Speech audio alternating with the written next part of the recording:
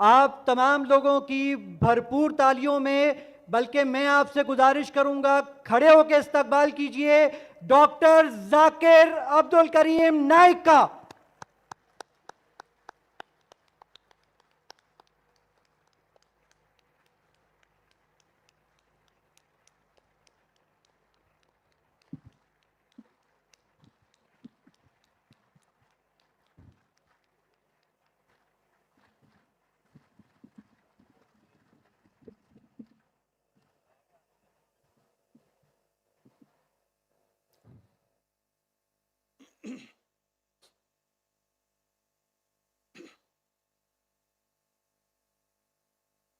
अल्हम्दुलिल्लाह वस्सलातु वस्सलाम अला रसूलिल्लाह व अला आलिहि व सहाबिहि अजमईन अम्मा बाद अऊज़ु बिल्लाहि मिनश शैतानिर रजीम बिस्मिल्लाहिर रहमानिर रहीम वकुल जाल हक़ व ज़ाक़ल बातिल इन्नल बातिल काना ज़हूक़ा रब्बि इश्रह ली सदरी व यस्सिर ली अमरी वहलुल उक़दतम मिन लिसानी यफ़क़हू क़ौली।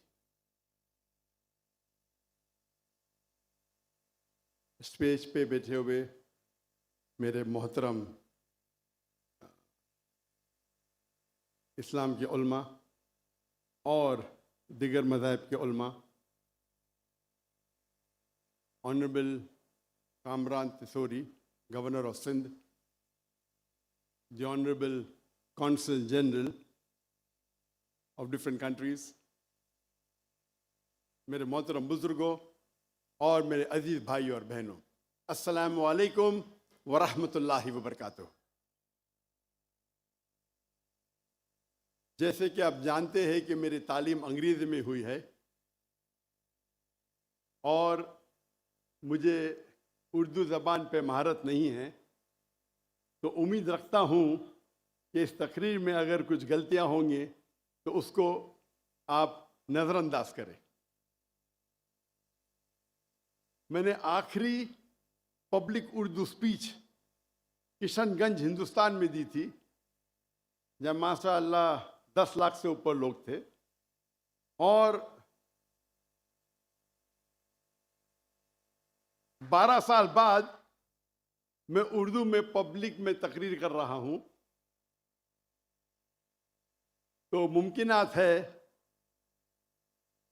कि मेरे तकरीर में उर्दू की गलतियां होंगी, तो उसके लिए माजरत चाहता हूं।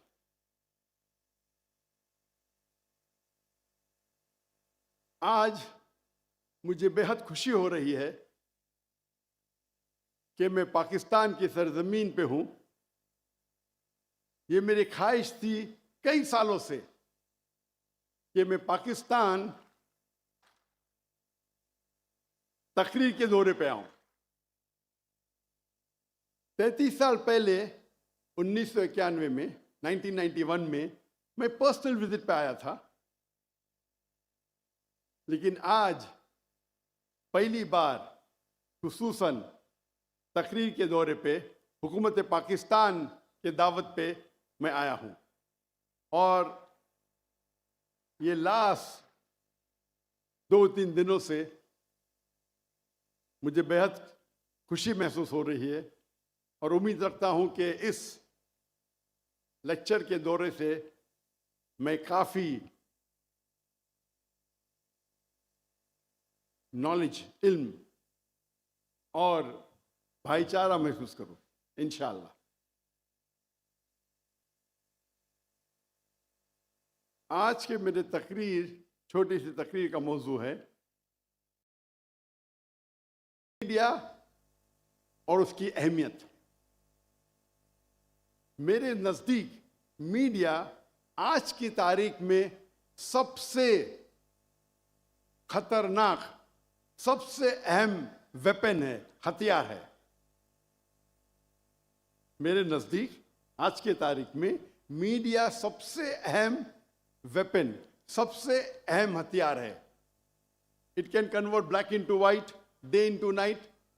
वो काले को सफ़ेद कर सकता है, सफ़ेद को काला कर सकता है। इट कैन, वो एक हीरो को विलन बना सकता है, विलन को हीरो बना सकता है। और आज के इंटरनेशनल मीडिया में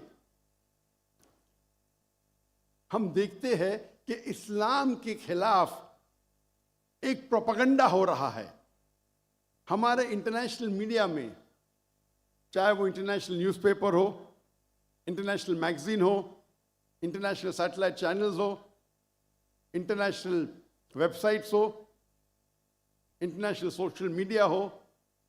हम देख रहे हैं कि हर रोज इस्लाम के खिलाफ गलत फहमियां फैलाई जा रही है।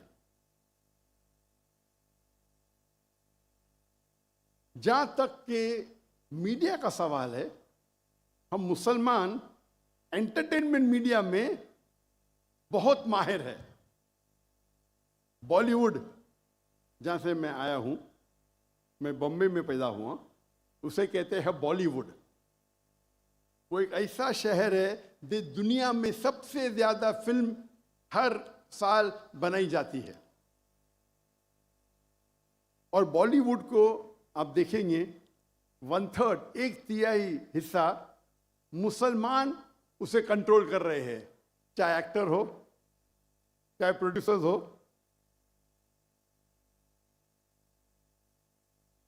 ये अफसोस की बात है कि एंटरटेनमेंट मीडिया में हम माहिर है।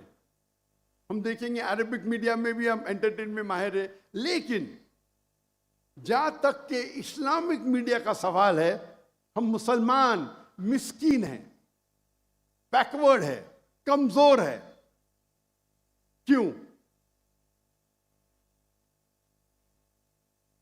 हम जब बिजनेस करते हैं तो आलीशान ऑफिस, आलीशान गाड़ियां, आलीशान इक्विपमेंट, एंटरटेनमेंट मीडिया के लिए बेस्ट कैमराज है दुनिया के।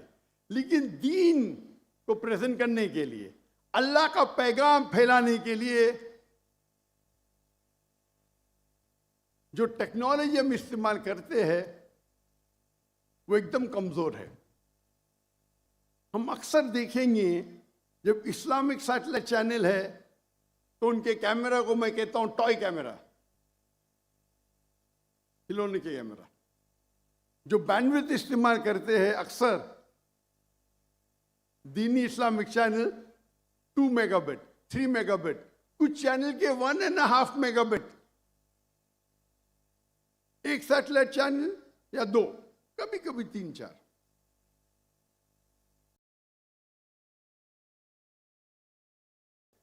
इतने कमजोर है कि अगर कोई टेलीविजन देखेगा तो 3-4 मिनट में उसको ऑफ कर लेगा। इसी नुक्ते नजर से 2005 में मैंने सोचा कि क्यों ना हम एक इस्लामिक सैटेलाइट चैनल कायम करें जो इंटरनेशनल स्टैंडर्ड के हिसाब से हो।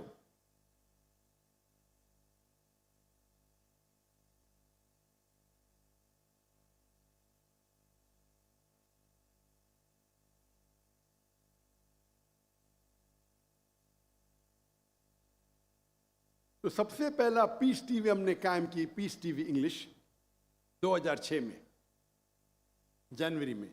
और हमारा मयार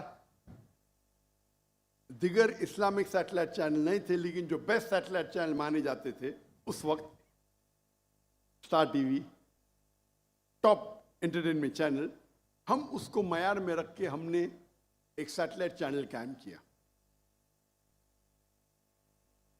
और हमारे जो ग्राफिक्स थे उसी तरीके से उम्दा थे जिस तरीके से एंटरटेनमेंट मीडिया इस्तेमाल करती थी।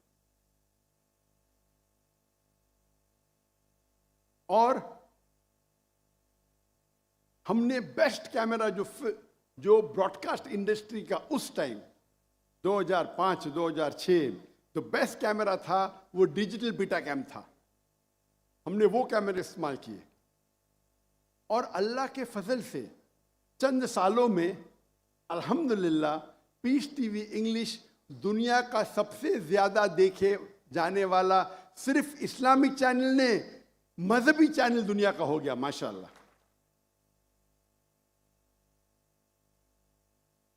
और उसके मुशाहिदीन 100 मिलियन, 10 करोड़ हुए अल्हम्दुलिल्लाह। हमारा पीस टीवी इंग्लिश हमने 10 मेगाबिट इस्तेमाल किया, 10 तकरीबन 3 से 4 या 5 इस्लामिक सैटेलाइट चैनल एक पीस टीवी में आएंगे। तो उसकी क्वालिटी जो है, क्योंकि ये हमारे अल्लाह के रसूल की हदीस है कि जो भी काम करो तो एहसान सबसे बेस्ट करो। अल्लाह ताला को वो पसंद है जो सबसे बेहतरीन है। तो जब हम दीन को फैला रहे हैं तो क्यों ना हम बेस्ट इक्विपमेंट इस्तेमाल करें, बेस्ट बैंडविड्थ। और हमारा satellite channel Peace TV English 15 satellite में था। 15, 1 नहीं 2 3 नहीं 15 सैटेलाइट।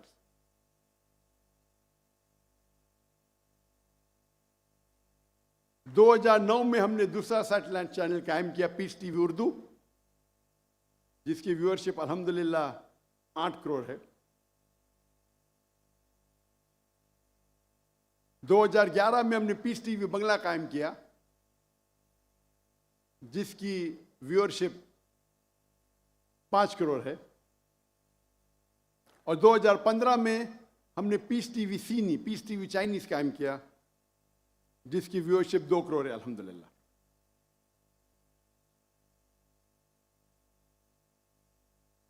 अगर हम चाहते हैं कि हमारे बच्चे, हमारी खानदान गलत चीज न देखे, जो चीज हमारा दीन कहता है कि गलत है, तो हमें कुछ उसका अच्छा ऑल्टरनेटिव देना जरूरी है। अगर हम कमजोर क्वालिटी की चीज का इस्तेमाल करेंगे दीन को फैलाने के लिए, तो आप कैसे लोग को मुतासर करेंगे? हमें ऐसे क्वालिटी देना चाहिए कि लोग अगर टीवी खोले तो चैनल चेंज नहीं करेंगे। 2015 में जो हमारी पॉलिसी थी कि सबसे बेहतरीन कैमरा इस्तेमाल करना ब्रॉडकास्ट इंडस्ट्री के लिए, उसे हमने तब्दील की। मैंने कहा कि अभी हम बेस्ट कैमरा ब्रॉडकास्ट इंडी का इस्तेमाल नहीं करेंगे। जो बेस्ट कैमरा ब्रॉडकास्ट इंडस्ट्री का उस टाइम था हाई डेफिनेशन, 2015 में।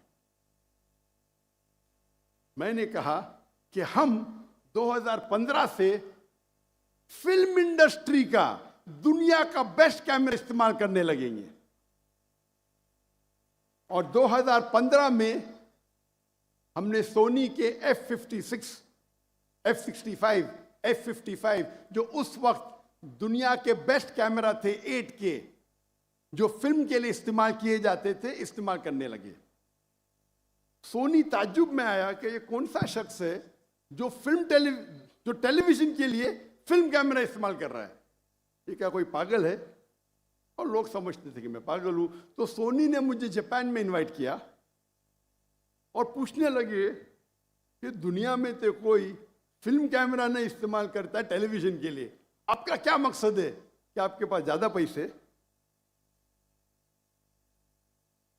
क्योंकि उस वक्त एक कैमरा अलॉन्ग विथ लेंस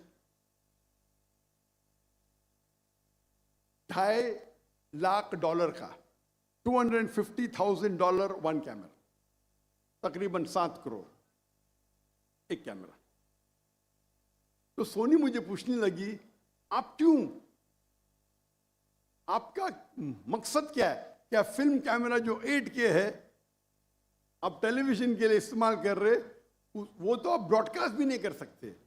तो मैंने उनसे कहा कि जब आप सबसे बेहतरीन ब्रॉडकास्ट कैमरा खरीदते हैं तो उससे जो प्रोग्राम बनते हैं वो 4 या 5 साल तक के आप इस्तेमाल कर सकते हैं। उसके बाद इट बिकम्स ऑब्सोलीट।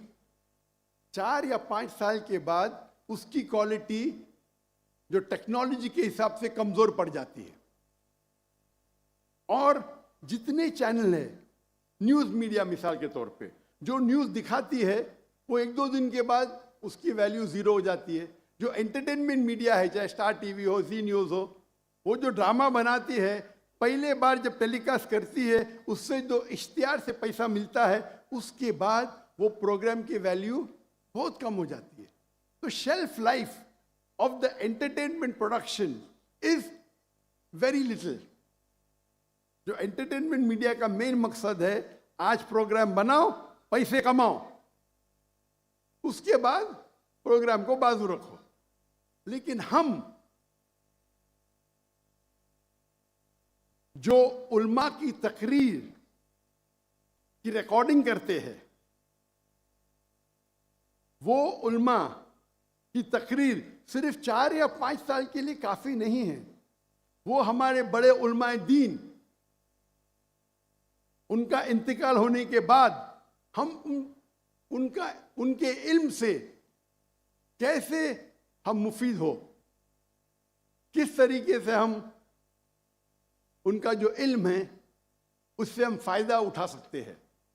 तो हम जब शूटिंग करते हैं, best quality of film camera में शूटिंग करते हैं, उसको डाउनग्रेड करते हैं टू HD, 8K में रिकॉर्डिंग करते हैं, लेकिन वो ओरिजिनल रिकॉर्डिंग तकरीबन 60 से 70 साल तक हम इस्तेमाल कर सकते हैं। कितने साल तक? 60 से 70 साल। और अगर कोई ताजिर मेरे पास आएगा, पूछेगा ये इतने महंगे कैमरा, 7 करोड़ का एक कैमरा, तो मैं उसे कहता हूं हमारा जो सैटेलाइट चैनल है, 15 सैटेलाइट चैनल, सैकड़ों लोग काम कर रहे हैं, पूरा बजट आप देखेंगे, ये बेहतरीन कैमरा खरीदने के वजह से मेरा बजट सिर्फ 3% बढ़ता है सालाना। कितना? 3%। क्योंकि मेरी सैलरी सेम है, तनख्वाह सेम है, सैटेलाइट का कॉस्ट सेम है, सिर्फ इक्विपमेंट का कॉस्ट बढ़ गया है। तो 3% में ज्यादा खर्चा कर रहा हूं, या हो सकता है 4%, लेकिन मैं वो प्रोग्राम की जो रिकॉर्डिंग करता हूं उसे महदूद कर ले, उसे सेव कर लेता हूं 60 और 70 साल के लिए। तो कौन अच्छा बिजनेसमैन?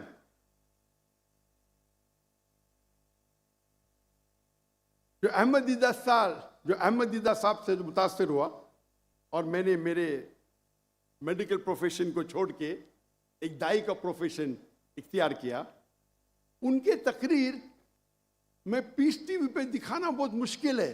तो मैं क्या किया, मैं हैवी इक्विपमेंट खरीदा, उनके 200 घंटे को अपग्रेड करने के लिए मैंने $1 बिलियन खर्चा किए, 10 करोड़ पाकिस्तानी रुपए, और फिर भी मैं पीस टीवी पे टिकर देता हूं, क्वालिटी वेरी पुअर।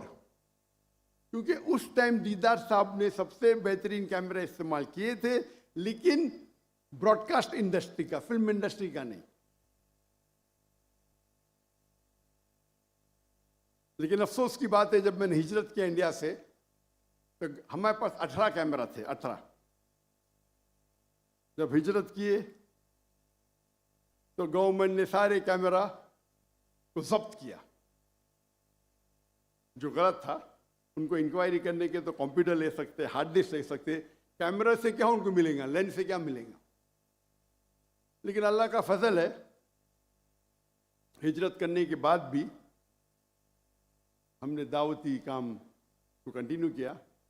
लेकिन एक अच्छी चीज़ है कि चंद महीने पहले हमने, क्योंकि 2016 में हिजरत की, अभी 8 साल हो गए, तो टेक्नोलॉजी बढ़ गई, तो चंद महीने पहले हमने इस दौर के सबसे बेहतरीन फिल्म कैमरा खरीदे, अल्हम्दुलिल्लाह। एक कैमरा, उसका लेंस, उसका कैमरा, उसका स्टैंड $3 लाख का है। $3 लाख एक कैमरा, तकरीबन 9 करोड़ रुपया एक कैमरा सिर्फ। और हमने 10 कैमरा लिए, और इंशाअल्लाह हमारा इक्विपमेंट आज लैंड होने वाला है इन कराची में। ये पहला दौरा होगा, ये नई इक्विपमेंट का पहला लेक्चर टूर होगा, जिसको इंशाअल्लाह हम ये हाई एंड में रिकॉर्ड करेंगे। आज के तारीख में सबसे बेहतरीन कैमरे के लेंस है ऑन्जिना लेंस, और वो लेंस आप 25-30 साल इस्तेमाल कर सकते हैं। आम लेंस आप लेंगे, आपको 5-6 साल में चेंज करने पड़ेगा। तो मैं खर्चा कर रहा हूं, लेकिन वो लेंस जो है वो 25-30 साल में इस्तेमाल कर सकता हूँ। दुनिया के बेस्ट लेंस है। हमने कैमरा खरीदी सोनी विनिस 2 जो आज के तारीख में 8.6 के है। हमें पता नहीं था कि आज मेरा लेक्चर होने वाला है, ये अनस्केड्यूल्ड है। गवर्नर साहब की मोहब्बत में हम आ गए। ये तो ओरिजिनल लेक्चर हमारा 5 और 6 तारीख को है, और आपको खुशखबरी देना चाहता हूं कि ये लेक्चर जो होने वाला है शनिचर और इतवार को 5 और 6 तारीख को, उसका वेन्यू हमने चेंज किए, और अभी इस गवर्नर हाउस में इनवाइटीज रहेंगे, और पीछे जो मैदान है जो बागी जिना का 12 दिरा, इंशाअल्लाह लाखों का मजमा आ सकेगा। तो हमने वेन्यू को चेंज किया है, और 5 और 6 तारीख को इस मैदान में रहेगा इंशाअल्लाह। और उम्मीद है कि इस नए इक्विपमेंट के साथ हम कोशिश करेंगे कि जो भी प्रोग्राम रिकॉर्ड होगा उसको हम बेहतरीन तरीके से हिफाजत करेंगे। जब देखे कि मैदान बड़ा था, हम चाहते थे कि और 3-4 कैमरा ऐड करें, लेकिन पाकिस्तान में ये कैमरा मौजूद नहीं है। तो हो सकता है कि हम लोअर क्वालिटी के कैमरा हायर करेंगे। हम चाहते हैं कि हम 16 या 15 कैमरा से रिकॉर्डिंग करें। ये चीज मैं क्यों बोल रहा हूं आपको? मैं इसलिए बोल रहा हूं कि आप अगर दीन के लिए कुछ काम करना चाहते हैं तो सबसे बेहतरीन इक्विपमेंट इस्तेमाल कीजिए। लोग अक्सर बड़ाई करते हैं कि मेरे पास रोल्स रॉय है, मेरे पास लंबोर्गिनी है। ये मेरे कैमरा मेरे रोल्स रॉय है, मेरे लंबोर्गिनी है। आप रोल्स रॉय चलाएंगे तो जन्नत में एंट्री डिफिकल्ट रहेंगी, आपको हिसाब किताब होगा। आप लेकिन ये ओरिजिनल लेंस और सोनी वेनिस 2 कैमरा इस्तेमाल करेंगे दीन के लिए, तो उम्मीद है कि आपको एंट्री आसानी से मिलेगी।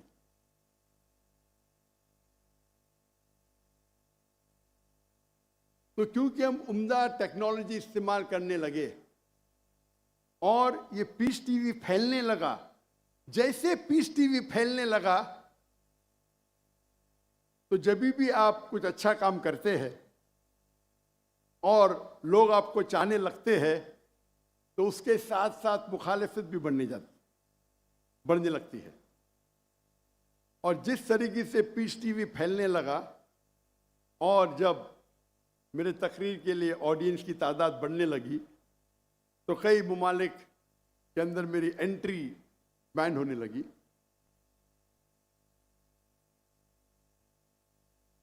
लेकिन जो मेरा पॉइंट इधर है, नुक्ता है कि आप दीन के काम के लिए सबसे बेहतरीन इक्विपमेंट इस्तेमाल कीजिए। और आज की तारीख में मेरे नज़दीक मीडिया में जो मीडिया और टेक्नोलॉजी चेंज हो रही है, सबसे बेहतरीन जो है वो है सैटेलाइट चैनल।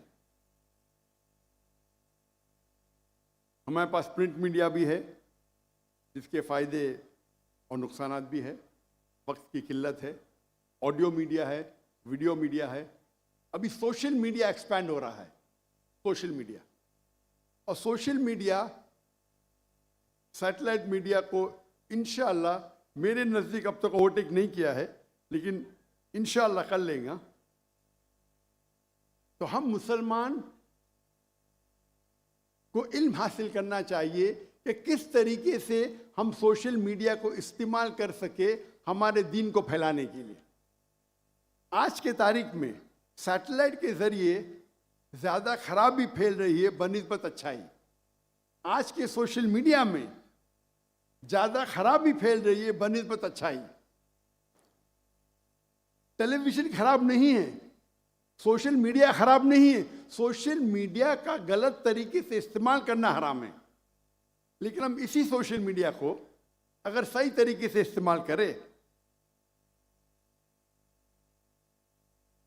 और हमारे अल्लाह के पैगाम को, हमारे आखिरी नबी मोहम्मद सल्लल्लाहु अलैहि वसल्लम के पैगाम को अगर फैलाएंगे तो ये हमारे लिए आखिरत में जन्नत का रास्ता बन सकता है। आज हम देखते हैं नौजवान, हमारे बच्चे मोबाइल फोन से चिपके हुए, कंप्यूटर की स्क्रीन पे चिपके हुए, सोशल मीडिया पे। हम नहीं कह सकते मत देखो, कुछ बच्चे हो सकते हैं कि आपकी बात मानेंगे, अक्सर तो नहीं मानेंगे। तो हमें इस सोशल मीडिया पे एक सब्स्टिट्यूट देना चाहिए, जिस तरीके से हमारे बच्चे इससे मुतासिर होके हमारे दीन के करीब आए। अफसोस की बात है कि अक्सर हमारे मदारिस या हमारे इस्लामिक ऑर्गेनाइजेशन में ये नहीं सिखाया जाता है कि किस तरीके से हम सोशल मीडिया का इस्तेमाल कर सकें। काफ़ी साल पहले मेरे इल्म में आया, तकरीबन 7 या 8 साल पहले, कि जामिया बिनौरी में माशाअल्लाह इन लोग ट्रेनिंग देते हैं नौजवानों को किस तरीके से सोशल मीडिया का इस्तेमाल करें, और मुझे बेहद खुशी हुई। और ये खुशी की बात है कि सिर्फ इस्लामिक इदारे ने, इस्लामिक मदारिस में ये शुरू हुआ और अभी ये फैल रहा है। बाकी मदारिस में भी शुरू हो गया, इंडिया के मदारिस में शुरू हुआ। तो मेरी इल्तिजा है कि किस तरीके से डिफरेंट सोशल मीडिया का इस्तेमाल कर सके। हमें यह मालूम होना चाहिए what is the difference between Facebook and Instagram. आज की तारीख में फेसबुक सबसे ज्यादा देखे जाने वाला सोशल मीडिया है। तकरीबन 3 बिलियन लोग, 3 बिलियन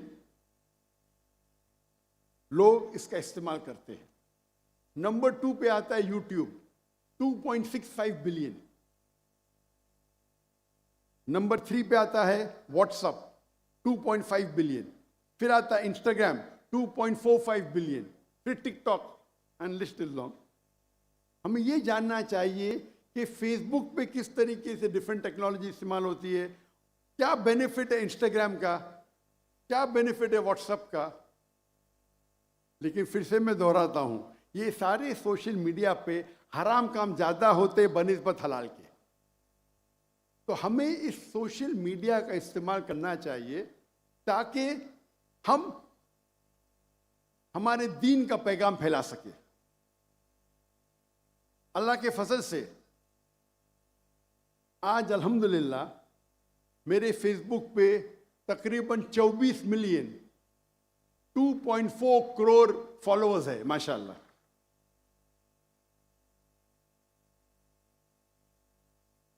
लेकिन जैसे टेक्नोलॉजी बढ़ती है और वो जानने लगते कि आप दीन का काम, इस्लाम का काम कर रहे, वो आपको शैडो बैन करते हैं। शैडो बैन मतलब वो आपके जो फॉलोअर्स है उसको बढ़ने नहीं देते या बहुत कम बढ़ने देते। जब शुरू किए थे हमने, मेरा फेसबुक बैन हो गया था, तो 2013 में हमने फिर से शुरू किए। एक साल में 4 मिलियन, दूसरे साल में 8 मिलियन पहुंच गए, तीसरे साल में 12 मिलियन, यानी एवरेज हर साल में 4 मिलियन बढ़ते थे। लेकिन 2017 के बाद एक साल में 1 मिलियन, अभी एक साल में 1 लाख या 2 लाख ही होते। इसे कहते हैं शैडो बैनिंग। शैडो बैन मतलब आपके ग्रोथ में वो स्पैनर डाल देते, मतलब उनके पास एल्गोरिथम्स है किस तरीके से वो आपके ग्रोथ को रोके।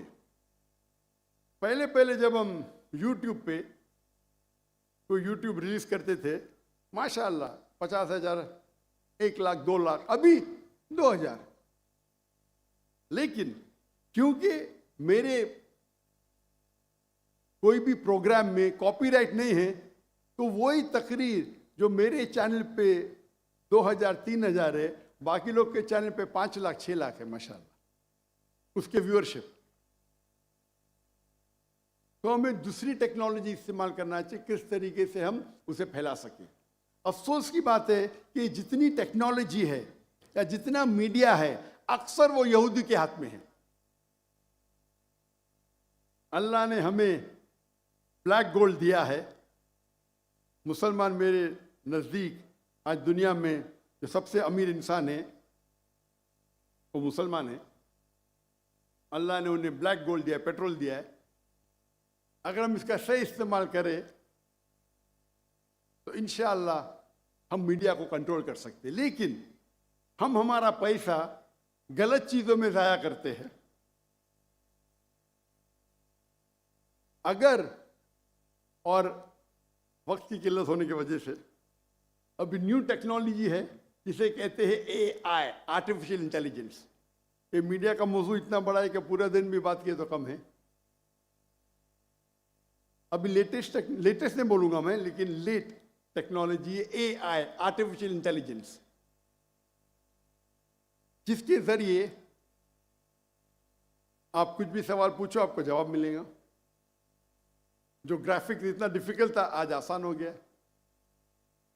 आप कुछ कॉपी करना चाहते तो आसान है, कोई चीज को प्रोड्यूस करना चाहते आसान हो गया। इसके कई फायदे हैं। और अभी न्यू लेटेस्ट आ रहा है QAI। वक्त की किल्लत है, लेकिन हम मुसलमान इसके ऊपर आर्टिफिशियल इंटेलिजेंस टेक्नोलॉजी के ऊपर रिसर्च नहीं कर रहे हैं, नहीं के बराबर।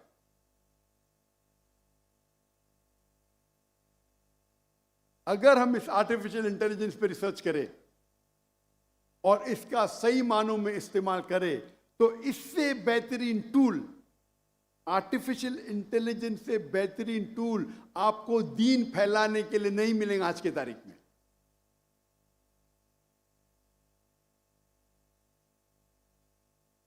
और माशाल्लाह मैं जानता हूं कि पाकिस्तान भाइयों में जो जज्बा है, और अक्सर में पाकिस्तानियों से मेरी मुलाकात होती है, चाहे सऊदी अरेबिया में हो, दुबई में हो, UK में हो, चाहे मलेशिया में हो, मैं देखता हूं माशाल्लाह दीन का जज्बा उनमें है। उम्मीद है कि आप इस जज्बे को लेके अगर एक पूल बनाएंगे और आर्टिफिशियल इंटेलिजेंस पे रिसर्च करके इसको दीनी दावती मैदान में इस्तेमाल करेंगे तो इससे बेहतरीन काम नहीं हो सकता। पाकिस्तान एक वाहिद मुस्लिम मुल्क है जिसके पास न्यूक्लियर टेक्नोलॉजी है, अल्हम्दुलिल्लाह। मेरी ख्वाहिश है कि आप आर्टिफिशियल इंटेलिजेंस के ऊपर भी इंशाल्लाह रिसर्च करें और इसको दीन को फैलाने के लिए इस्तेमाल कीजिए, ताकि इसका अजर हमारे पूरे कौम को मिलेगा। इसी के साथ मैं इस तकरीर को ख़त्म करता हूँ और अल्लाह से दुआ करता हूँ कि हमारे जो भी कुछ छोटी खिदमत है उसे कबूल फरमाए। और मैं दुआ करता हूँ अल्लाह ताला से कि हम सबको इंशाअल्लाह आखिरत में जन्नत में मिलाए। आखिरत दावाना अल्हम्दुलिल्लाह रब्बिल आलमीन।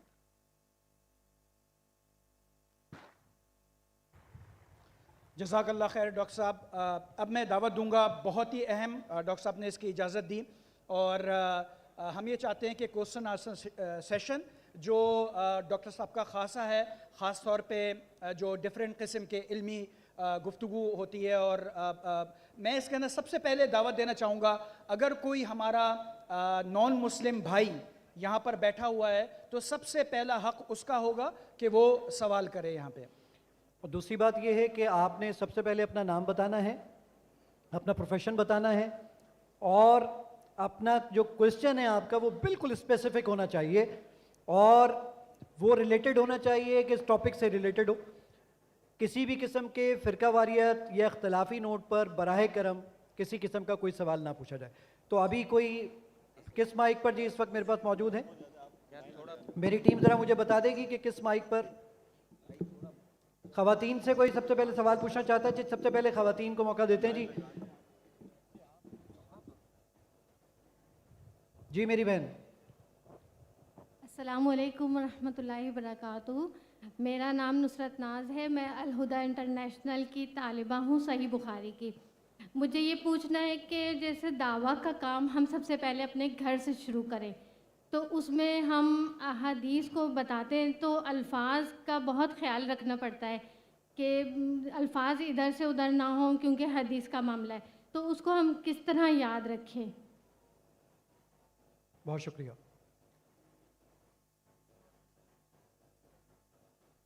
कोऑर्डिनेटर साहब ने कहा था कि पहले हम सवालात गैर मुसलमान से लेंगे, तो अगर कोई गैर मुसलमान है मैं चाहूँगा कि उनके सवाल का जवाब दूँ, उसके बाद फिर मुसलमानों का इंशाल्लाह। तो कोई भी ऑडियंस के अंदर गैर मुसलमान है जी? कोई है भाई जी? और बहनों में? एक डॉक्टर साहब हमारे पास मौजूद है यहाँ पर। जी हाँ, बिल्कुल सही। आप अपना नाम और आपका पेशा कह सकते तो कि मुझे और आसानी होगी जवाब देने में।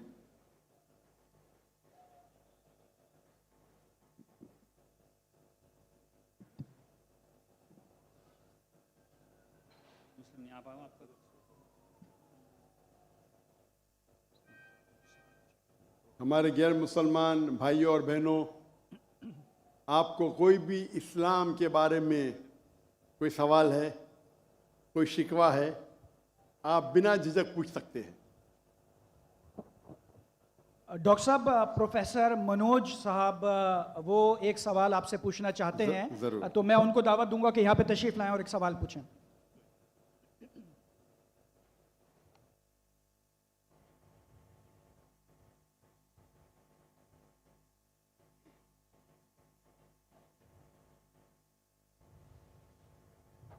सर्व मंगल मंगल्ये शिव सर्व साधिके शरण्ये त्र्यंबके गौरी नारायणी नमस्ते। सर्वधर्मान् परित्यज्य माम एकम शरणं वर्जः अहम तमाम स्वरूपापिये पियो मोक्षे स्वामी मत्स्य छ। मैं अपने वतन खुशगवार माहौल में सबसे पहले मेरी मातृभूमि अपने वतन के लिए दुआ करना चाहूँगा इस मौके पर कि ईश्वर परमात्मा मेरे वतन को हमेशा सलामत शांति का गहवारा बनाए रखे। खुदा करे मेरे अर्ज़ पाक पर उतरें वो फसल गुल जिससे अंदेशा है जवाल ना हो, और यहाँ पर जो फूल खिलें वो खिलता रहें सदियों, यहाँ पर खिजा को भी गुजरने की मजाल ना हो। और खुदा करे, ईश्वर करे, परमात्मा करे हम तमाम लोगों के लिए हयात जुर्म ना हो, जिंदगी वबाल ना हो। मैं श्रीमद् भगवत गीता की एक छोटी सी जो वर्ष है वो उससे ही सवाल करूँगा कि भगवत गीता इंसानों से क्या कहती है, क्योंकि जब सनातन धर्म था तो उस वक्त तो कोई मजहब ही नहीं था। 1 अरब 96 करोड़ 4,32,000 साल का एक एरा है सनातन धर्म का। तो उसमें इंसानों से कृष्ण ने कहा है श्रीमद् भगवत गीता में कि हे इंसानों, ये मैं तुझसे कह रहा हूँ कि समाज तेरी कर्म भूमि है और तू अपनी कर्म भूमि के मानदंड से नापा जाएगा। इसीलिए तू कर्मों से भागने का जतन न कर, क्योंकि तेरा निष्काम कर्म ही तेरा कर्तव्य है और तेरा कर्तव्य ही तेरा धर्म। लेकिन ये धर्म केवल तेरे हित के लिए है तो वो धर्म पाप की ओर जाने वाला मार्ग है। इसलिए अपनों से मुक्त होकर समाज कल्याण के लिए कर्म कर कि यही मोक्ष का मार्ग है, जन्नत का रास्ता है। ये बताना इसलिए ज़रूरी था कि मेरा जो सवाल है वो हमारी इस वर्ष से है, इस श्लोक से है कि पूरी दुनिया में, यहाँ तक कि मेडिटेरियन कंट्रीज़ में भी मज़हब के नाम पर लोगों को मारा जा रहा है, और उसमें उस मज़हब का जो मुल्क है वो भी बदनाम होता जा रहा है, बीच में मज़हब रखा जाता है। तो मेरा सवाल ये है कि ये जो इंडिया है, भारत है, पाकिस्तान है और दुनिया में कई ऐसे कंट्रीज़ हैं जो मज़हब के नाम पर फ़िरका वारियत फैलाते हैं, तो उसको रोकने के लिए हमें जो स्ट्रेटेजी बनानी पड़ेगी उसके लिए हम क्या करेंगे? ये मेरा छोटा सा सवाल आपसे। और मैं मेरा नाम बताना भूल गया, मुझे बताया कोऑर्डिनेटर ने कि मेरा नाम प्रोफेसर मनोज चौहान है। मैं पाकिस्तान का मजहबी स्कॉलर हूँ और सीनियर एजुकेशनिस्ट, गोल्ड मेडलिस्ट हूँ और सनातन धर्म का एक दाई हूँ।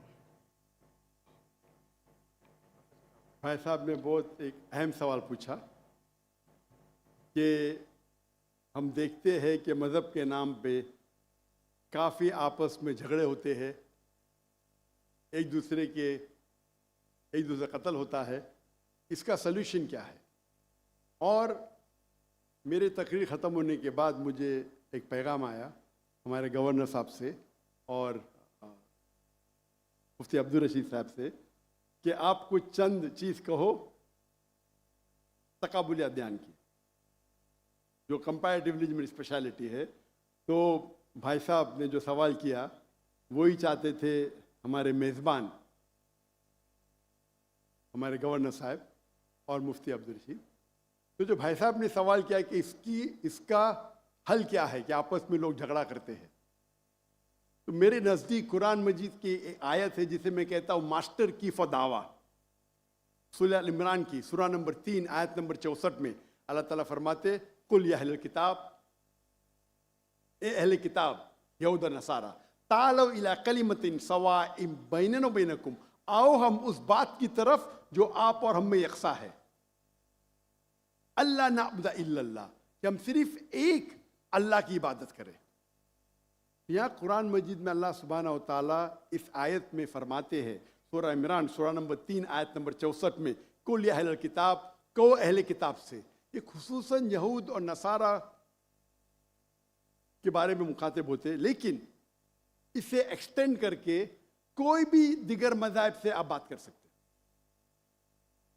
कोई भी दिगर मज़ाहिब से, चाहे हिंदू हो, क्रिश्चियन, बुद्ध, जूस। और इसमें अल्लाह ताला कहते हैं कि कहो इन गैर मुस्लिमों से, तालो इला कलिमतिन सवाइम बैनना व बैनकुम, आओ हम उस बात की तरफ जो आप और में यकसा है। हम इकसानियत पे बात करें, इख्तिलाफ की बात ना करें। इख्तिलाफ है, इसीलिए आप अगर मेरे लेक्चर सुनेंगे, अक्सर लेक्चर का मेरा मौजू है similarities between Islam and Hinduism, इस्लाम और हिंदुइज्म में यकसानियत, इस्लाम और ईसाईयत में यकसानियत। मेरे तकरीर का मौजू कभी इख्तिलाफी नहीं होता है, अनलेस कोई गैर मुस्लिम मेरे कुरान को अटैक करता है और उसमें गलतियां निकालता है। मिसाल के तौर पे डॉक्टर विलियम कैम्बल, जिसको पीएचडी उसने हासिल की कुरान के खिलाफ किताब लिखने के लिए, Quran and Bible net of science, और उनने 38 गलतियां निकाले कुरान में, नौज़ बिल्लाह, साइंटिफिक, और 8 साल तक के कोई भी मुस्लिम उसका जवाब नहीं दिया। तो अमेरिका में स्टूडेंट्स ने मुझे बुलाया कि आप भी डॉक्टर हैं, आप उससे डिबेट कर सकते। मैंने कहा अहलन व सहलन। ये 2000 की बात है, जब मैं दावती मैदान में चंद साल हुए थे, और अल्लाह की मदद थी, सिर्फ अल्लाह की मदद थी कि अल्लाह सुब्हानहू व तआला ने इस डिबेट या डायलॉग जो शिकागो में हुआ था 2000 में 1 अप्रैल में, माशाअल्लाह उस डिबेट के अंदर वो डॉक्टर विलियम कैम्बल की उनने जो ऑब्जेक्शन निकाले थे, मैंने सारे ऑब्जेक्शन का जवाब दिया। और जब मैंने निकाली उनके बाइबल में साइंटिफिक एरर, जो मैं आमतौर पे नहीं करता हूँ क्योंकि ये आमतौर पे नहीं करना चाहिए, लेकिन जब मुनासरा हो रहा है और वो अटैक कर रहा है तो मुझे जवाब देने पड़ता है। तो अल्हम्दुलिल्लाह उसी मंच पे डॉक्टर विलियम कैम्बल ने कहा कि doctor Zakir Naik has raised serious questions against the Bible, I will have to read it again. मतलब उसी स्टेज पे उन्होंने इकरार कर लिया कि जो किताब लिखी थी वो गलत है और उनको फिर से बाइबल पढ़ने पड़ेगा।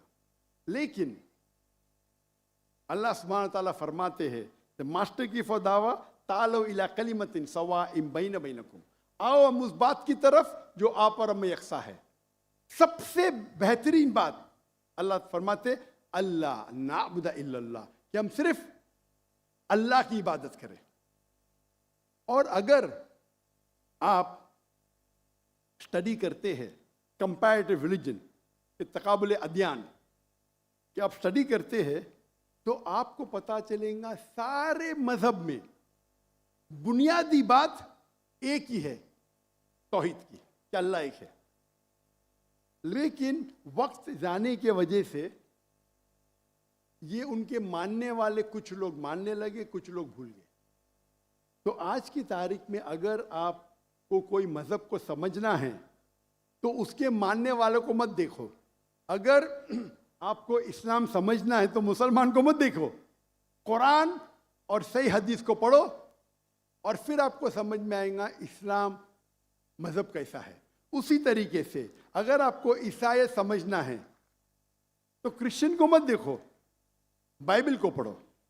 आपको अगर हिंदुइज्म समझना है तो हिंदू को मत देखिए, आप वेद को पढ़िए, भगवत गीता को पढ़िए, उपनिषद को पढ़िए। अगर आपको कोई मजहब समझना है तो उस मजहब की मजहबी किताब, जो मजहब के फॉलोअर्स उसको मानते हैं, उसको समझो, फिर आपको उनका मजहब सही तरीके से समझ में आएगा।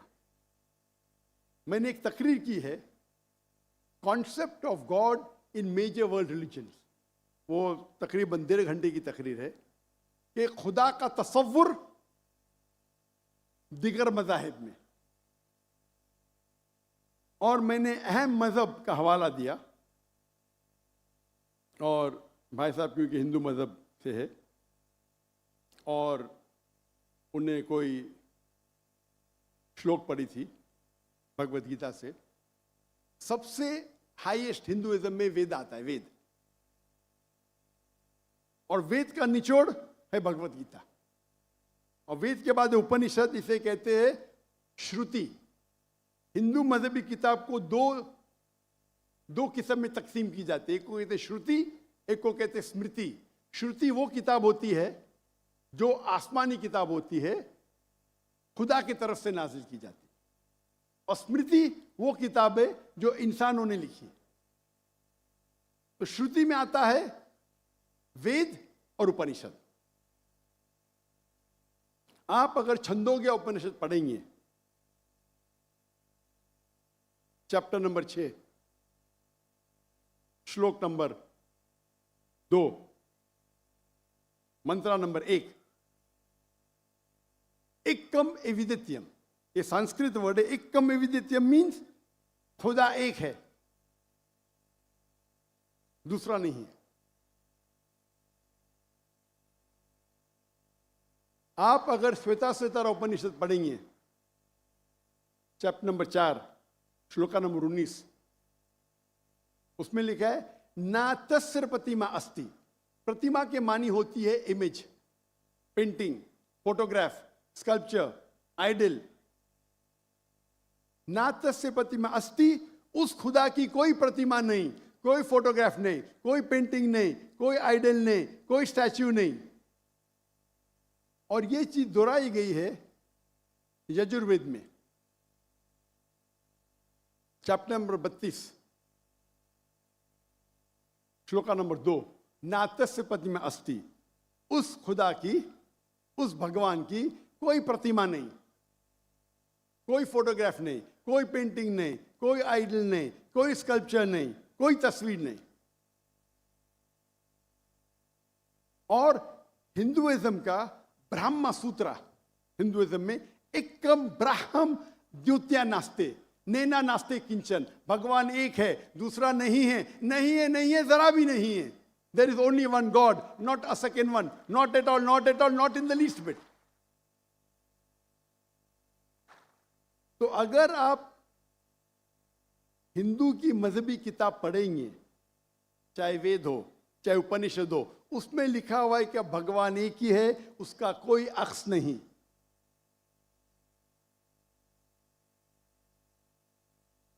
यही अगर आप पढ़ेंगे यहूदी की किताब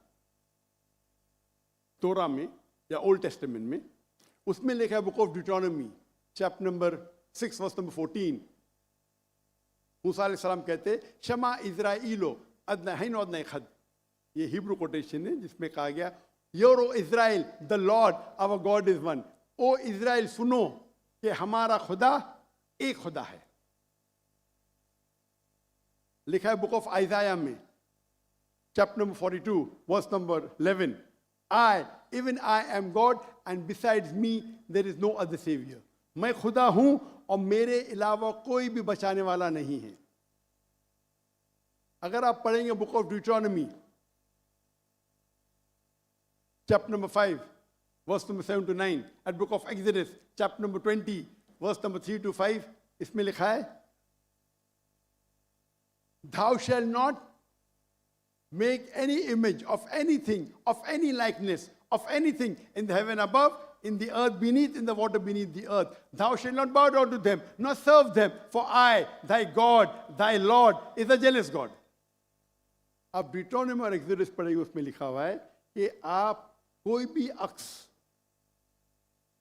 खुदा के मुतालिक इस दुनिया में नहीं बना सकते, चाहे कोई भी चीज आसमान की हो या धरती पे हो या नीचे समुद्र में हो. आप खुदा का अक्स नहीं बना सकते.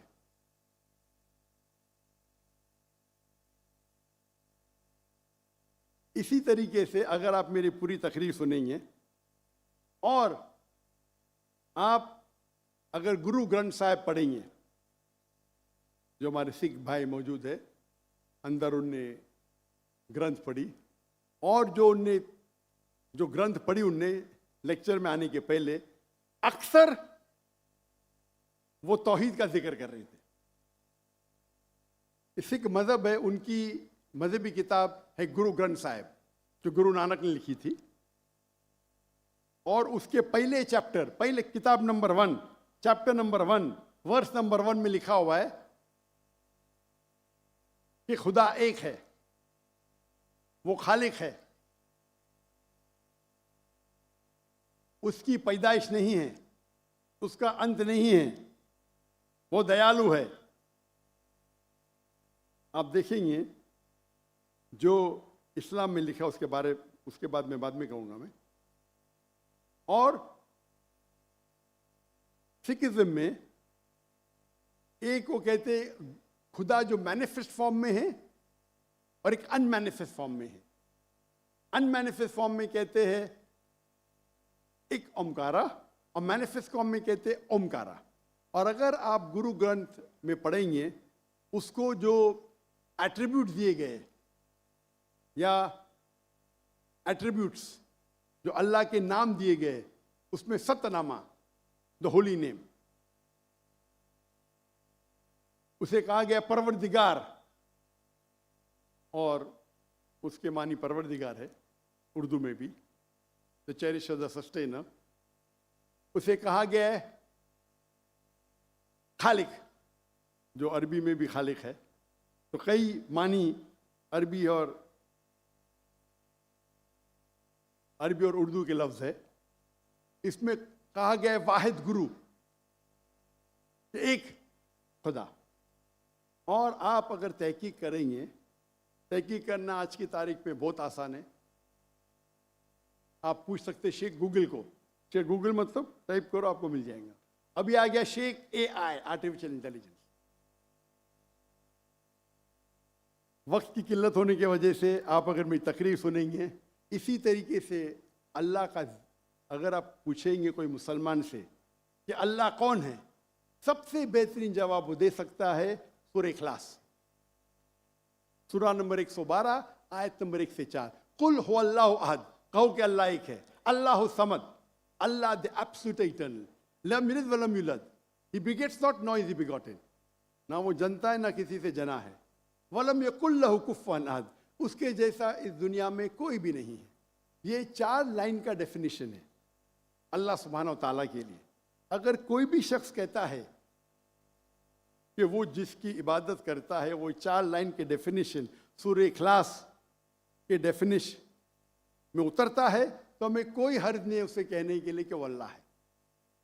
तो इसीलिए मैं कहता हूं कि जो भी भगवान की आप इबादत करते हैं, जो भी ईश्वर की आप इबादत करते हैं, ये सूरह इखलास is the touchstone of theology, litmus test जानने के लिए कि वो खुदा सही है क्या नहीं. आप जिसकी भी इबादत करते हैं उसे सूरह इखलास के ये 4 आयतों के मयार पे टेस्ट कीजिए. अगर वो इस 4 आयतों के मयार पे उतरता है हमें कोई हर्ज नहीं उसे कहने में कि वो अल्लाह है। ये पूरी तकरीर मेरी लंबी है, तो भाई साहब का जो सवाल है किस तरीके से हम इस नफरत को निकाल सके, वो है तालो इला कलिमतिन सवाइम बैनो बैनकुम, आओ हम उस बात की तरफ जो आप और हम में यकसा है। और मैं एक स्टेप आगे जाता हूं, इस आयत को मैं मुसलमानों पे भी इस्तेमाल करता हूं। हम मुसलमान भी अलग फिरके में बटे हुए, तो मैं कहता हूं तालो इला कलिमतिन सवाइम बैनो बैनकुम, आओ हम उस बात की तरफ जो आप और हम में यकसा है। अफसोस की बात है कि हमारे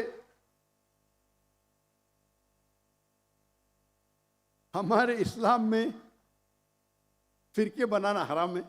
अल्लाह ताला फरमाते सूरह इमरान में सूरह नंबर 3 आयत नंबर 103 में, वातसिमु बिहब्लिल्लाह जमी वला तफरकू, आओ हम अल्लाह की रस्सी को मजबूती से पकड़े और आपस में ना बटे। हमारे वहाँ दिगर फिरके है, दिगर मज़ाहिब है, और जो 4 अहम मज़हब है जिसके बानी है अबू हनीफा, इमाम मलिक, इमाम अबू हनीफा, इमाम मलिक, इमाम शाफी और इमाम अहमद इब्न हंबल, मे अल्लाह मोसी और नौल रहीमुल्लाह, सबकी इज्जत करता हूँ मैं। वो हमें दीन सिखाने के लिए आए, लेकिन अगर आपस में कुछ इख्तिलाफ है थोड़ा सा, उस इख्तिलाफ की वजह से हम आपस में झगड़ा नहीं करना चाहिए।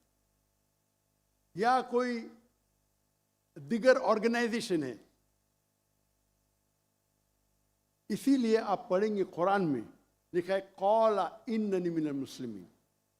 अगर कोई पूछता है आप कौन है, आपको कहना चाहिए मैं हूं मुस्लिम। कौला इन्ननी मिनल मुस्लिमीन। मुझे कोई गिला शिकवा नहीं अगर किसने तालीम हासिल की देवबंद में या बरेलवी में या मदीना में, अपने आप को देवबंदी कहता है, बरेलवी कहता है, मदनी कहता है, मुझे कोई गिला शिकवा नहीं। अगर आप जिस इदारे से इल्म हासिल किए, लेकिन उसके वजह से आपस में they should not be differences, आपस में बंटवारा नहीं होना चाहिए इसी आयत के। और हम देखेंगे अगर आप तहकीक करते हैं, ये जो मज़ाहिब है या फिरके है, उसके अंदर डिफरेंस बहुत कम है। यकसानियत 95% के ऊपर है, 95%। अगर डिफरेंस है, इख्तिलाफ है, तो 2%, 3%, 4%। हम मुसलमान ये 2% और 3% पे झगड़ा करते रहते। तालो इला कलिमतिन सवाइम बैन बैनकुम, आओ हम उस बात की तरफ जो आप और हम में यकसा है। हम जब कॉन्फ्रेंस करते हैं बॉम्बे में, हमारा जो पीस कॉन्फ्रेंस होता है, माशाअल्लाह मिलियन का मजमा होता है। हम मुसलमान के दिगर जो ऑर्गेनाइजेशन है, दिगर जमात को से बुलाते हैं, और मेरा उसूल है कि जो मेरे खिलाफ भी बात करता हूं उसको भी बुलाता हूं मैं। तो लोग मुझे पूछते हैं जाकिर भाई क्या कर रहे हैं आप, वो आपके खिलाफ बात कर रहे, आप उसे बुला रहे। तो मैं कहता हूं उनसे कि कुरान और हदीस में कोई भी आयत नहीं, मैं कुरान में कोई भी आयत नहीं जानता हूं, कोई भी हदीस नहीं जानता हूं जिसमें लिखेला है कि आप डॉक्टर जाकिर नाइक के खिलाफ बात करेंगे तो जन्नत में ले जाएंगे। जो शख्स, जो मुसलमान अल्लाह और अल्लाह के रसूल बात करता है, उससे मोहब्बत करता है, मैं उसे बुलाऊंगा। मेरे खिलाफ है, मुझे कोई गिला शिकवा नहीं। तो ये जब मूवमेंट हमने शुरू की, तो माशाअल्लाह मेरे मंच पे आके मेरे खिलाफ बात की, फिर भी मुझे कोई गिला शिकवा नहीं, क्योंकि वो फिर भी अच्छा मुसलमान है। जाकिर को गाली देने से आपको जन्नत में बैंड नहीं मिलेगा। अगर किसको मेरे तकरीर से गलत फहमी है, इंसान ने गलती कर सकते, और मैं भी गलती कर सकता हूं, मैं भी इंसान हूं। तो ये इस्लाम का उसूल है। इस्लाम का उसूल है कि यकसानियत पे आओ और छोटे छोटे बात पे तफरक न पैदा करो। जो आयत जो पढ़ी थी सूरह इमरान की सूरह नंबर 3 आयत नंबर 103, वातसिमु बिहब्लिल्लाह जमीअन वला तफरकू, आओ हम अल्लाह सुब्हानहू व तआला की रस्सी को पकड़े। अल्लाह की रस्सी है कुरान और सही हदीस, उसको पकड़ो और आपस में मत बंटो। और आप देखेंगे कि कुरान मजीद में किधर नहीं लिखा हुआ है शिया, सुन्नी, हनफी, शाफी, हम्बली, मलकी। मैं चारों इम्मा की इज्जत करता हूँ। और कौन अपने आप को अगर हनफी कहता है, शाफी कहता है, तो मुझे कोई गिला शिकवा नहीं, मैं अपने आप को मुसलमान कहता हूँ। लेकिन अहम बात है कि और अगर कोई फतवा देता है चारों अइम्मा से, अगर फतवा सही है, तो आप अगर उस फतवे से खुश नहीं हैं तो झगड़े करने की जरूरत क्या है। अक्सर क्या कहते हैं मुसलमान भाई, मैं ही सही हूं, मैं कहता हूं मैं भी सही हूं। फर्क सुने, अक्सर मुसलमान कहते हैं मैं ही सही हूं, मैं कहता हूं मैं भी सही हूं। लोग कहते हैं आई एम ओनली राइट, आई से आई एम ऑल्सो राइट।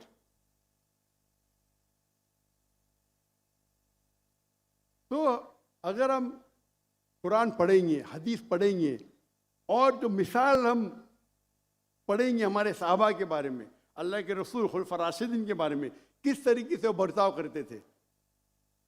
इख्तिलाफ था, लेकिन इख्तिलाफ का मतलब नहीं कि झगड़ा करो। ये बोलना चाहिए मेरे नजदीक अफजल है, नो प्रॉब्लम। तो अगर ये मुसलमान समझने लगे तो इंशाअल्लाह हम देखेंगे हमारी कौम पूरी दुनिया में, इंशाअल्लाह हम देखेंगे। पहले जब थे 7th सेंचुरी 8th सेंचुरी, मुसलमान दुनिया के चोटी पे थे। आज मुसलमान की तादाद 25% है, 2 बिलियन। और क्या है हमारा पावर? कुछ नहीं। तो इंशाअल्लाह अगर हम कुरान और हदीस की तरफ फिर से लौटेंगे तो फिर से will be a powerful force इंशाअल्लाह।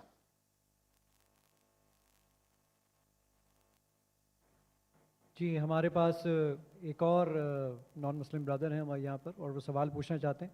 जी जनाब। सबसे पहले तो मैं शुक्र अदा करता हूँ हुकूमत पाकिस्तान का, जिन्होंने दुनिया के एक अजीम मौलब को, स्कॉलर को पाकिस्तान में बुलाया। मैं पिछले 15 साल से ज़्यादा भाई से, आपका नाम और मेरा प्रोफेशन नाम पहले- जावेद वज़ीर है। अच्छा, एक और मिनट मैं रुकिएगा। मज़ाहिब का तालिब इल्म हूँ। जावेद भाई एक मिनट रुकिएगा। वहाँ हमारे एक नॉन मुस्लिम ब्रदर मौजूद हैं, वो सवाल पूछना चाह रहे हैं, पहला मौका हम उनको देंगे। जी भाई, आपका नाम और प्रोफेशन क्या है और क्या सवाल पूछना चाह रहे हैं आप? अस्सलाम वालेकुम, मेरा नाम महेश कुमार हासीजा है। मैं मेंबर ऑफ प्रोविंशियल असेंबली हूँ। MQM पाकिस्तान से मेरा ताल्लुक़ है। सबसे पहले मैं डॉक्टर जाकिर नाइक साहब को गैर मुस्लिमों की तरफ से खुशामदीद कहूँगा। और जिस तरीके का रिसेप्शन आपको मिला है, उससे एक बात तो ज़ाहिर होती है कि आप पाकिस्तान के सबसे फेवरेट इंडियन भी हैं।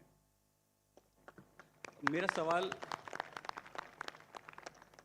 सवाल ये है कि being a member of provincial assembly, हमारे पास बहुत से फोर्स कन्वर्जन के केसेस आते हैं, जिसमें नाबालिग जो लड़कियां होती हैं वो किसी की मोहब्बत में लव मैरिज कर लेती हैं और इस्लाम कबूल कर लेती हैं।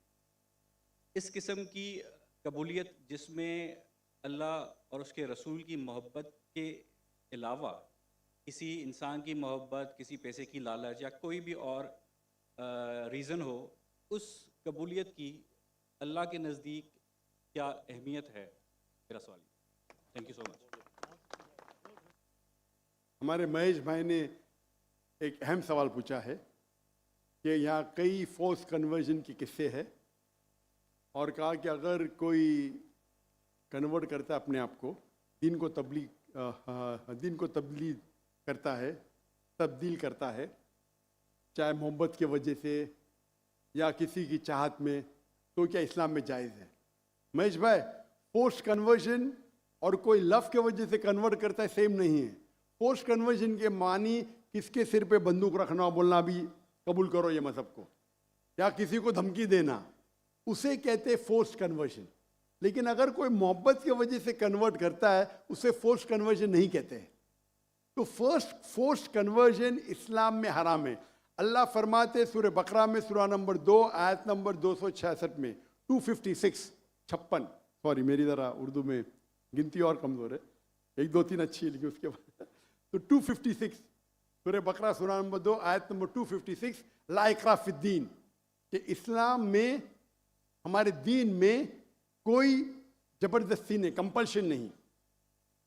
तो फोर्स कन्वर्जन मतलब किसी को धमकी देके उसका दीन तब्दील करना। क्या आप करेंगे, कोई इस्लाम को फोर्सली कन्वर्ट किया, मतलब बंदूक रखी या तलवार रखी, तो ये इस्लाम में हराम है, ला इकराह फिद्दीन। लेकिन आपका जो सवाल है, अगर कोई मोहब्बत में इस्लाम कबूल करता है तो क्या ये जायज़ है? अगर कोई मोहब्बत में कबूल करता है बिना कोई प्रेशर, बिना कोई प्रेशर, अगर कोई गैर मुस्लिम चाहे हिंदू हो ईसाई हो, कोई मुसलमान के मोहब्बत में इस्लाम कबूल करता है तो ये एकदम अफजल नहीं है। लेकिन अगर वो कबूल करता है या करती है, वो कलमा कहता है या कहती है, मानता है या मानती है कि खुदा एक है, उसके अलावा कोई माबूद नहीं है और मोहम्मद सल्लल्लाहु अलैहि वसल्लम आखिरी नबी आखिरी रसूल है, तो वो इस्लाम में दाखिल हो सकता है या हो सकती है। अफजल नहीं है क्योंकि उन्हें मोहब्बत की वजह से की, लेकिन वो जरिया बन सकता है। हम नहीं कह सकते दिल में झांक के कि उसने मोहब्बत की वजह से इस्लाम कबूल किया नहीं। अगर कोई जबरदस्ती नहीं करता है, कोई तलवार नहीं रखता है, बंदूक नहीं रखता है, वो अपने दिल से इस्लाम कबूल करती है, हो सकता है कि वो इस्लाम के बारे में जानती नहीं है लेकिन मोहब्बत में कबूल कर ली। आपको क्या पता, चंद महीने बाद कोई आम मुसलमान से अच्छी मुसलमान बन सकती, अच्छी मुसलमान बन सकती। तो अगर कोई इस्लाम कबूल करना चाहता है बिना कोई जोर जबरदस्ती, उसे एक्सेप्ट किया जाना चाहिए। अगर वो मानती है कि खुदा एक है और उसके अलावा कोई माबूद नहीं है और अल्लाह के रसूल मोहम्मद सल्लल्लाहु अलैहि वसल्लम आखिरी पैगंबर है, तो हम नहीं कह सकते कि आप मुसलमान नहीं हैं। Hope that answers the question.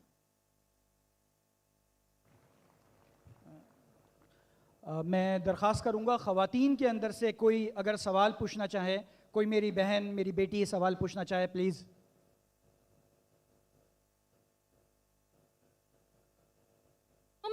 I am Noshin Gilal, a law graduate and a criminalist. So there is a confusion here whether in the case of blasphemy and Tohine Risalat, one should be beheaded or killed the offender immediately. Even though जो हमारा panel code है वो भी एक मतलब उसमें भी under section 295 उसमें ब्लास्फेमी लॉज हैं और पनिशमेंट भी प्रिस्क्राइब की गई है। But we being as good Muslims और ट्रू मुस्लिम्स, तो हम लोग क्या करते हैं कि ड्यू टू इट्स सेंसिटिविटी और उसमें जो बहन जरा हम देखेंगे पहले, अगर कोई गैर मुस्लिम उनके सवाल को पहले हम जवाब देंगे। आज इस मजलिस में गैर मुसलमान हमारे गेस्ट ऑफ ऑनर्स है। Mic number 3। अगर कोई गैर मुस्लिम है, अगर कोई सवाल पूछना चाहता है, भले इस्लाम के खिलाफ हो, आपको कोई शक है, कोई शुबा है, या आप कुछ चीज़ इस्लाम के कोई कानून से आप सहमत नहीं है, ये मौका है, आप पूछ सकते। मैं जवान हूँ, आई कैन टेक इट, मेरी दाढ़ी तो सफ़ेद है लेकिन माशाअल्लाह मैं दिल से जवान हूँ। अगर कोई भी सवाल है आपके पास, आम तौर पे खुले मजमे में इजाज़त होती नहीं कि दीन के बारे में कुछ इख्तिलाफ करे, लेकिन यहाँ हमारे मजमे में जो भी आपको सवाल है इंशाअल्लाह मैं कोशिश करूँगा उसका जवाब देने के लिए। कोई गैर मुस्लिम है भाई और बहन? जी, एक भाई वो वहाँ पे नज़र आ रहे हैं मुझे, अगर उन तक माइक पहुँच सके। माशाअल्लाह, आप यहाँ महफूज है, आप गवर्नर हाउस में, पाकिस्तान में हैं, गवर्नर हाउस में। हम दुनिया को दिखाना चाहते हैं सैटेलाइट के जरिए कि पाकिस्तान में भी गैर मुस्लिम महफूज है। माशाअल्लाह, अल्हम्दुलिल्लाह। जी भाई, आप सवाल पूछिएगा।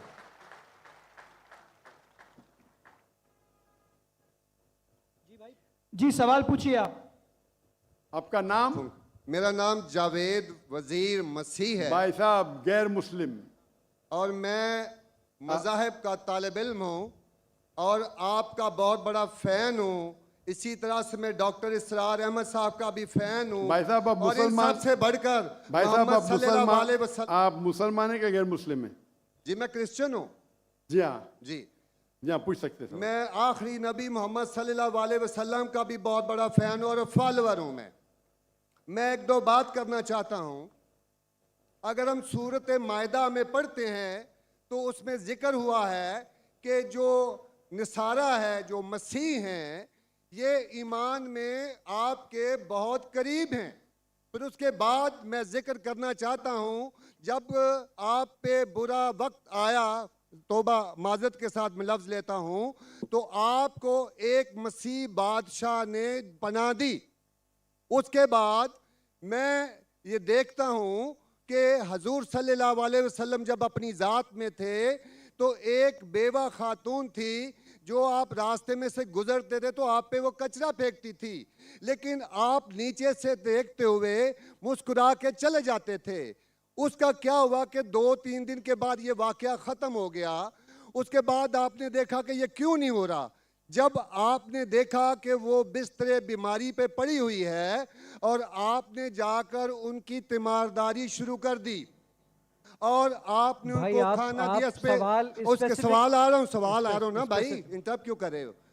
मैं ये बात करना चाह रहा हूँ कि मोहम्मद सल्लल्लाहु अलैहि वसल्लम जो हैं वो रहमतुल आलमीन हैं।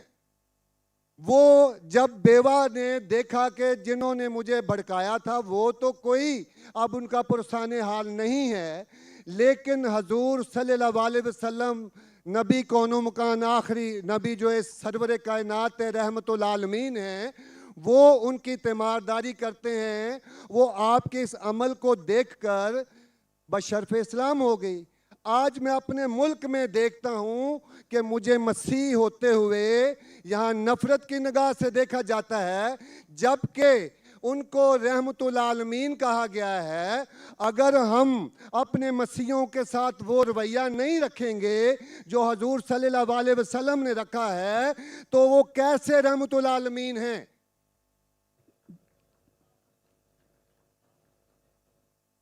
जी बहुत शुक्रिया आपके सवाल का। आखिरी अल्फाज जरा।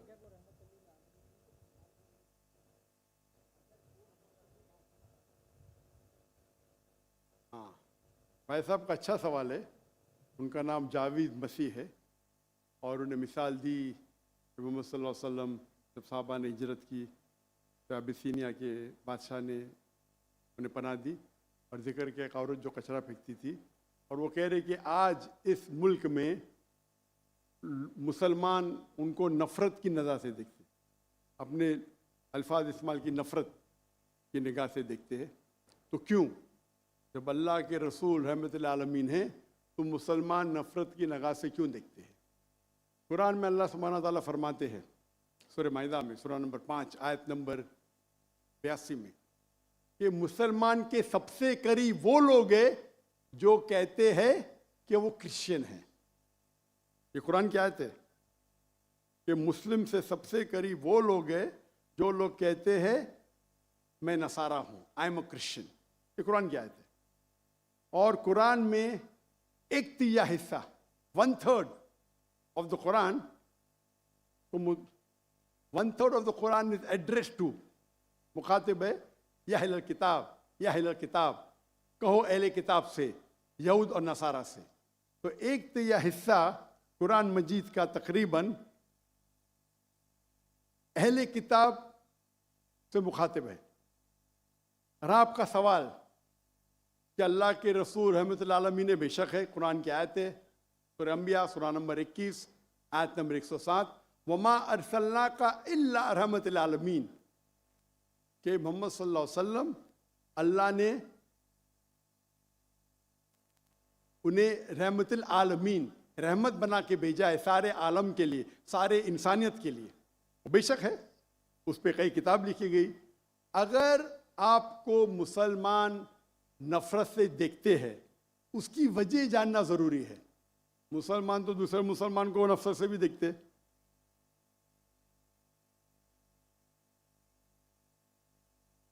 नहीं देखना चाहिए, नहीं देखना चाहिए। अगर वजह एकदम सही है, मैं नहीं जानता हूं क्यों देखते हैं, अगर मैं एक शख्स को देखूंगा जो एक लड़की को छेड़ रहा है तो मुझे भी उससे नफरत आएंगी, चाहे वो मुसलमान हो, चाहे हिंदू हो, चाहे मसीह है।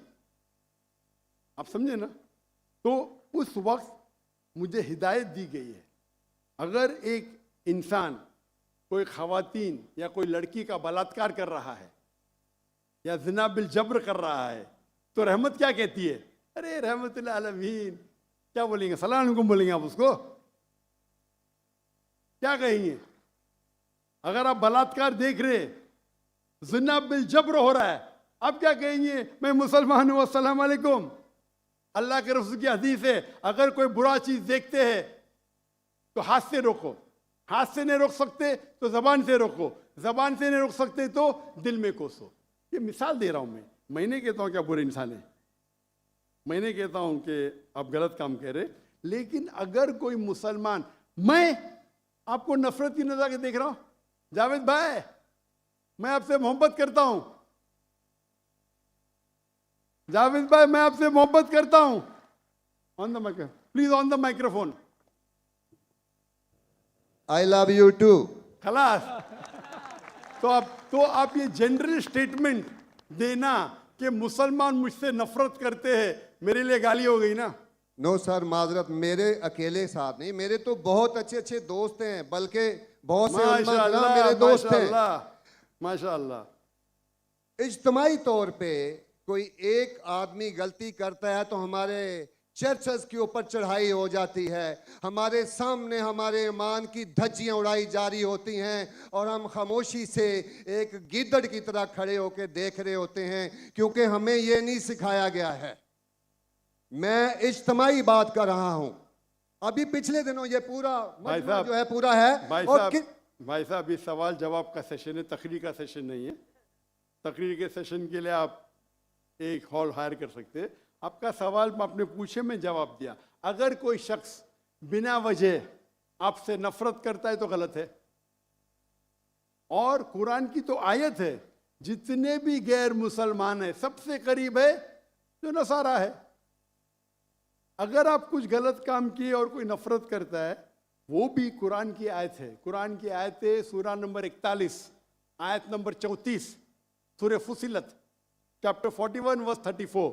अगर कोई आपके साथ बुरा बर्ताव करता है उसका बदला अच्छाई से दो। जावेद भाई मैं आपसे बात कर रहा हूं, अगर कोई आपसे बुरा बर्ताव करता है तो कुरान फरमाते, अल्लाह ताला फरमाते, उनसे अच्छा बर्ताव करो। आपको क्या पता कि आपका दुश्मन आपका दोस्त बन जाएगा। जो कुरान की आयत है सूरह फुसिलत सूरा नंबर 41 आयत नंबर 64।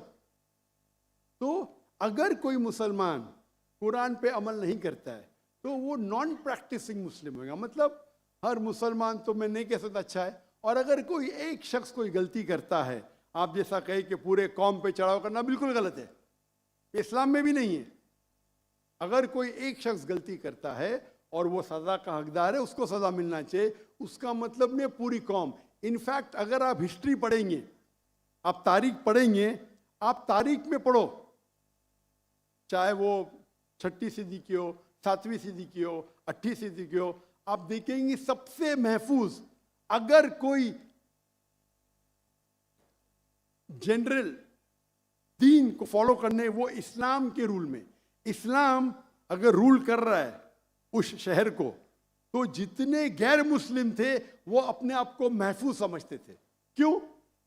इस्लाम में है कि आपको इस्लाम कबूल करने का करो, नहीं करने का नो प्रॉब्लम, एक जजिया दो। ये जजिया कुछ बड़ी अमाउंट नहीं, आपके इनकम टैक्स से बहुत कम है।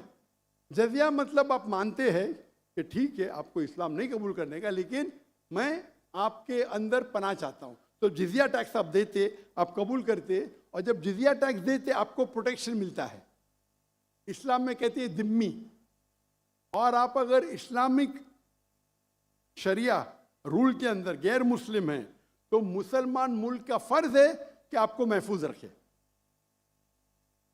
आपको कोई छू नहीं सकता है। और अगर जंग होता है तो आपको लड़ने की भी जरूरत नहीं, बाकी सब मुसलमान को लड़ने पड़ेगा। और जिजिया बहुत कम है, इनकम टैक्स का तो स्मॉल परसेंटेज है। इसीलिए अगर आप हिस्ट्री पढ़ेंगे, जब सलाउद्दीन अय्यूबी ने कॉन्स्टेंटिनोपल पे हमला किया, उस वक्त जो क्रिश्चियंस थे, ईसाई मजहब में कई फिरके थे, ऑर्थोडॉक्स, प्रोटेस्टेंट, कैथलिक्स, खुद ईसाई लोग अपने बाकी ईसाई भाइयों से उनका कत्ल करते थे। और जब इन लोग ने कॉन्कर किया कॉन्स्टेंटिनोपल को, तो मुसलमानों पे जुल्म किया। तो जब सलाहुद्दीन अय्यूबी ने कॉन्कर किया तो ईसाई लोग डर गए कि अभी तो हम लोग की मौत आ गई। तो उनने कहा, मैं सलाहुद्दीन अय्यूबी हूं, मैं मुसलमान हूं, आप मेरे राज में महफूज है। और इतना हिस्ट्री पढ़ेंगे आप, क्रिश्चियंस, ईसाई चाहते थे कि सलाहुद्दीन अय्यूबी रूल करे ताकि वो महफूज हो। तो अब हिस्ट्री पढ़िए, आज मुसलमान को देख के दीन को मत समझिए, कुरान को पढ़िए, हदीस को पढ़िए। और इसमें आप देखेंगे कि कुरान के अंदर किस तरीके से इज्जत दी है गैर मुसलमानों को। दावत दो, कबूल करते अच्छी बात है, नहीं कबूल करती किस पे जोर जबरदस्ती नहीं। अगर कोई इस्लामिक मुल्क में कोई भी चर्च है या टेंपल है, उसे डिस्ट्रॉय करने की इजाजत नहीं, अनलेस वो कोई फितना कर रहा है। ये सब उसूल है। वो फितना कर रहा है तो अलग बात है। तो एक इस्लामिक मुल्क में सबसे ज्यादा महफूज है मुसलमान। और मैं मिसाल देता हूं, मेरी जाम में से आ रहा हूं मलेशिया में हिंदू 6% है, 6.3%, 6.3% है। आप कंपेयर करेंगे बिटवीन इंडिया, जिस तरीके से इंडिया माइनॉरिटी मुसलमानों को ट्रीट करता है, हम 14.3% है according to the Indian government, वहाँ मलेशिया में 6.2%। लेकिन जिस तरीके से मलेशिया हिंदू लोग को ट्रीट करता है, इतने अच्छे तरीके से, इतने उनको राइट्स दिए, ये एक मिसाल है। मैं पाकिस्तान के बारे में कह नहीं सकता हूँ क्योंकि रहता नहीं हूँ। मैंने कहता हूँ पाकिस्तान अच्छा सुलूक करता है, नहीं अच्छा सुलूक करता हूँ, मुझे हक नहीं बोलने का क्योंकि मैं जानता नहीं हूँ। लेकिन मलेशिया में जहाँ रहता हूँ मैं जानता हूँ, इतने राइट्स है उनके पास, इतने हुकूक दिए गए। तो इस्लाम के अंदर गैर मुसलमान महफूज है। सिर्फ फितना नहीं करना चाहिए कि कुरान कहते फितना इज वर्स देन कत्ल से और खराब है। तो अगर आप फॉलो करते जो उस इस्लामिक मुल्क का कानून है, तो गैर मुस्लिम, सिर्फ गैर मुस्लिम होने की वजह से उन्हें कोई भी अटैक नहीं कर सकता है, और करता है तो गलत है। Hope that answers the question. Doctor साहब माशाल्लाह आपकी गुफ्तगू के दौरान जो पिन ड्रॉप साइलेंस होता है, ये साबित कर रहा है कि ये माशाल्लाह तकरीबन 10,000 का मजमा बैठा हुआ है। और ये पिन ड्रॉप साइलेंस ये साबित करता है कि आप इस वक्त पाकिस्तान के अंदर जो मौजूद है, कि कोई इंडिया की तरफ से सबसे ज़्यादा चाहे जाने वाली शख्सियत हैं। कोई और गैर मुस्लिम मेरा भाई या बहन अगर सवाल करना चाहे तो माइक प्लीज़। जी अस्सलाम वालेकुम, मेरा नाम हसन अली ख़ान है, मैं मैकेनिकल इंजीनियर हूँ। मेरा पहला सवाल मेरे दोस्त शाहजेब नदीम की तरफ से, जो एक क्रिश्चियन है। उन्होंने बाइबल में पढ़ा है कि हज़रत ईसा अलैहिस्सलाम ने 4 दिन बाद मरियम अलैहिस्सलाम के भाई को ज़िंदा कर दिया। इसके अलावा उन्होंने पढ़ा कि खुदा की तरह जैसे खुदा दुनिया बनने से पहले पानी पे था, ऐसे ही ईसा अलैहिस्सलाम पानी पे चल सकते थे। इन्हीं वजूहात से वो कहते हैं कि हज़रत ईसा अलैहिस्सलाम खुदा हैं। तो क्या वो इन वजूहात की तरफ से खुदा को क्यों नहीं मान सकते, जबकि वो ऐसी चीज़ें उन्होंने पढ़ी हैं। दूसरी बात ये कि मेरे 2 बच्चे हैं और मैंने उन्हें इस्लाम के लिए वफ़ किया। सर छोटा सा एक सवाल, एक वक्त में एक सवाल का जवाब दे दें डॉक्टर साहब प्लीज़। शुक्रिया। मेरे माइक को ऑफ मत कीजिए। जज़ाकल्लाह। भाई साहब ने कहा कि उनके एक ईसाई भाई है और उन्हें सवाल किए कि ईसा अलैहिस्सलाम ने मुर्दे में जान डाली और पानी पे चले, तो ये सब जो मौजिज़ा है वो साबित नहीं करता है कि वो खुदा है। इस सवाल का जवाब देने के पहले मैं ये कहना चाहता हूँ कि इस्लाम एक वाहिद गैर ईसाई मजहब है जिसके लिए फर्ज है हर मुसलमान को कि वो माने ईसा अलैहिस्सलाम में। कोई भी मुस्लिम अगर ईसा अलैहिस्सलाम में नहीं मानता है तो वो मुस्लिम नहीं है। हम मानते हैं कि ईसा अलैहिस्सलाम अल्लाह के भेजे हुए एक अजीम पैगंबर थे। हम मानते हैं कि ईसा अलैहिस्सलाम बिना वालिद के पैदा हुए। हम मानते हैं जो कई ईसाई आज नहीं मानते। हम मानते हैं कि ईसा अलैहिस्सलाम ने मुर्दों में जान डाली अल्लाह की मदद से। हम मानते हैं कि ईसा अलैहिस्सलाम ने अंधों को रोशनी दी और जिसको कोढ़ था, लेप्रेसी थी, उनका इलाज किया। अगर हम देखेंगे तो मुसलमान और ईसाई एक साथ में हैं। हमारा जो यकीन है ईसा अलैहिस्सलाम के बारे में एक है, लेकिन एक इख्तिलाफ है जो बड़ा इख्तिलाफ है। अक्सर ईसाई कहते हैं कि ईसा अलैहिस्सलाम खुदा है। अगर हम बाइबल पढ़ेंगे, बाइबल में आप पूरी बाइबल पढ़िए, बाइबल में कहीं नहीं लिखा हुआ है कि ईसा अलैहिस्सलाम खुद कहते हैं कि मैं खुदा हूं या मेरी इबादत करो। अगर कोई भी ईसाई शख्स बाइबल में से कहीं भी मुझे यह साबित कर दे, ये दिखा दे बाइबल में क्या ईसा अलैहिस्सलाम खुद कह रहे हैं कि मैं खुदा हूं या मेरी इबादत करो, मैं जाकिर नाइक आज ईसाईयत कबूल करने को तैयार हूं। मैं बाकी मुसलमानों को ये कहने के लिए नहीं कहता हूं, क्योंकि मैं तकाबुल अध्ययन का तालिब हूं। आम मुसलमान नहीं कह सकता ये, लेकिन अगर आप तकाबुल अध्ययन के माहिर है या स्टूडेंट है, आपने बाइबल पढ़ी तो आपको पता लगेगा कि बाइबल में लिखा हुआ है, Gospel of John chapter number 14 verse number 28, my father is greater than I, मेरे वालिद मेरे से महान हैं। Gospel of John chapter number 10 verse number 29, Gospel of John chapter number 10 verse number 29, my father is greater than all, मेरे वालिद मेरे अब्बा सबसे महान हैं। Gospel of Matthew chapter number 12 verse number 28, I cast out devil with the spirit of God, मैं शैतानों को भगाता हूं अल्लाह की मदद से। Gospel of Luke chapter number 11 verse number 20, I with the finger of God cast out devil, मैं अल्लाह की मदद से शैतानों को भगाता हूं। Gospel of John chapter number 5 verse number 30, Gospel of John chapter number 5 आयत नंबर 30, मुझे आदत है अंग्रेजी में बोलने की। I can of my own self do nothing. As I hear, I judge, and my judgment is just. For I seek not my will, but the will of my Father.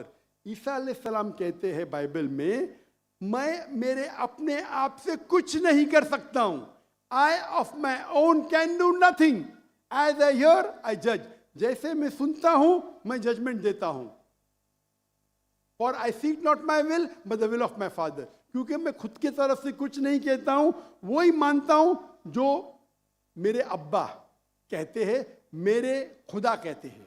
ये लफ्ज़ my father Bible में ईसा अलैहिस्सलाम इस्तेमाल करते खुदा के लिए। यानी बाइबल में लिखा है Gospel of John chapter number 5 आयत नंबर 30 में, क्या ईसा अलैहिस्सलाम कहते हैं मैं वो चीज़ मानता हूँ जो मेरे अल्लाह कहते हैं।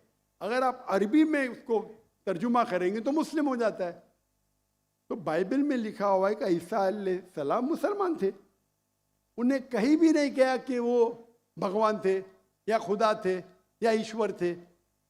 और मैं रेफरेंस देते जा सकता हूँ, वक्त की किल्लत है। जो आपका सवाल है कि ईसा अलैहिस्सलाम ने मुर्दों में जान डाली, वो तो कुरान में भी लिखेला है, ईसा अलैहिस्सलाम ने मुर्दों में जान डाली बिइज़्निल्लाह, विद द नेम ऑफ अल्लाह। लेकिन मौजिज़ा कभी भी टेस्ट नहीं है जानने के लिए वो खुदा है कि नहीं।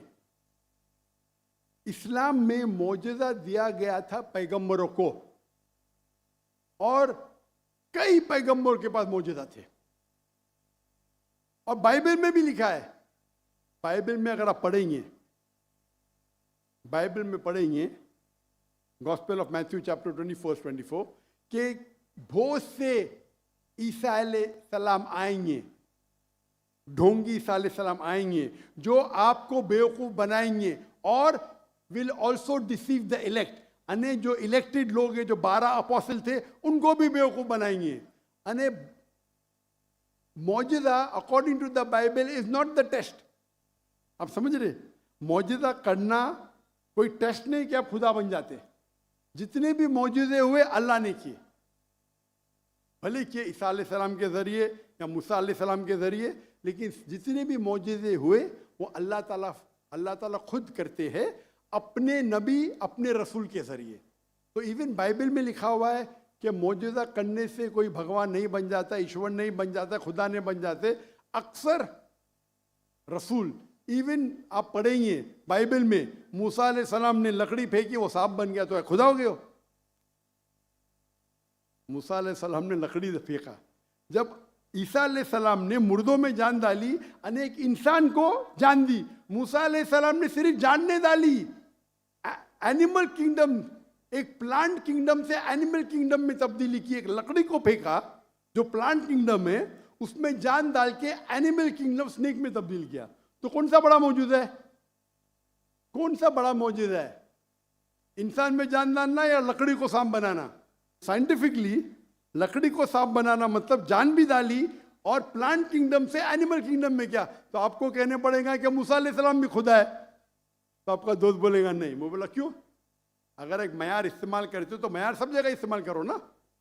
तो मौजूदा बाइबल के हिसाब से, कुरान के हिसाब से टेस्ट नहीं है जानने के लिए खुदा है कहने। खुदा जानने के लिए टेस्ट है जो मैंने कहा था सूरह इखलास, और जो मैंने जो हवाले थे बाइबल की। क्वेश्चन जी बहुत शुक्रिया। कोई और गैर मुस्लिम भाई हमारा, जब तक वहाँ पर माइक पहुँचे, एक हमारी भतीजी बैठी हुई हैं यहाँ पे, हमना हबीब, हमारे गवर्नर साहब के, मिलिट्री सेक्रेटरी साहब की साहबजादी हबीबुर रहमान साहब की, वहाँ तक अगर माइक पहुँचा सके, मेरे ख्याल है सेकंड रो के अंदर वो बैठी होंगी, उन तक अगर माइक पहुँच सके।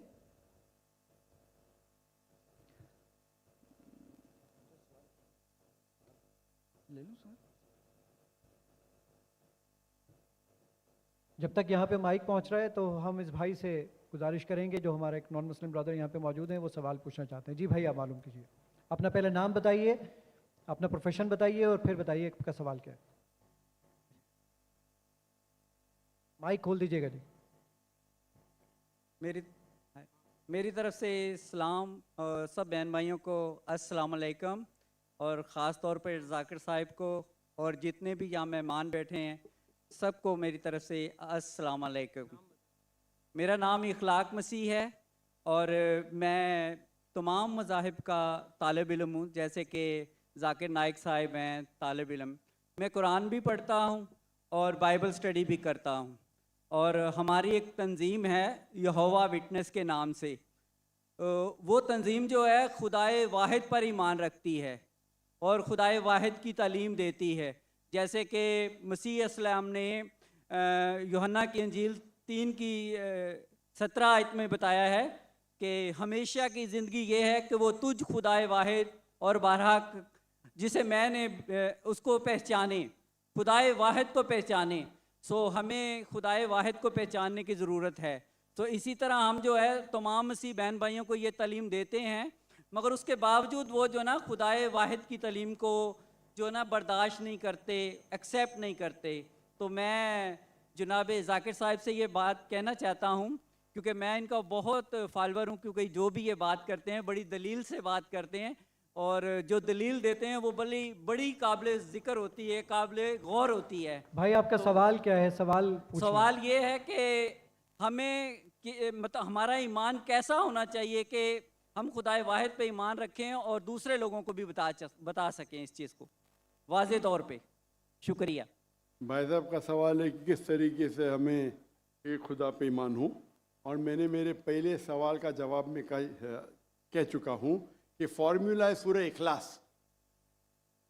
सूरा नंबर 112 आयत नंबर 1 से 4। कुल हु अल्लाहु अहद, कहो कि अल्लाह एक है, अल्लाहु समद, अल्लाह द एब्सोल्यूट इंटरनल, लम यलिद वलम यूलद, ना वो जनता है ना किसी से जना है, वलम यकुल लहू कुफुवन अहद, उसके जैसा कोई भी नहीं है। तो कोई भी शख्स अगर कोई भी खुदा की इबादत करता है, उसे कहता है खुदा, आपको इसको टेस्ट पे डालना चाहिए। मिसाल के तौर पे अगर कोई शख्स कहता है कि भगवान रजनीश खुदा है, हम भगवान रजनीश को टेस्ट पे डालते सूरह इखलास के। एक शख्स ने मुझे कहा हम हिंदू भगवान रजनीश को खुदा नहीं मानते। मैंने कभी भी नहीं कहा कि हिंदू भगवान रजनीश को खुदा मानते। मैंने कहा कुछ इंसान भगवान रजनीश को खुदा मानते। हम उसको टेस्ट पे डालेंगे सूरह इखलास के। पहला टेस्ट है कुल हुवल्लाहु अहद, कहो कि अल्लाह एक है, क्या रजनीश एक है? अब हिंदुस्तान में देखेंगे हजारों लोग, हजारों इंसान अपने आप को भगवान कहते, वो एक तो नहीं है। लेकिन भगनी शख्स कहेगा नहीं नहीं मेरा एक ही है। नंबर 2, अल्लाह समद, अल्लाह द एब्सोल्यूट इंटरनल।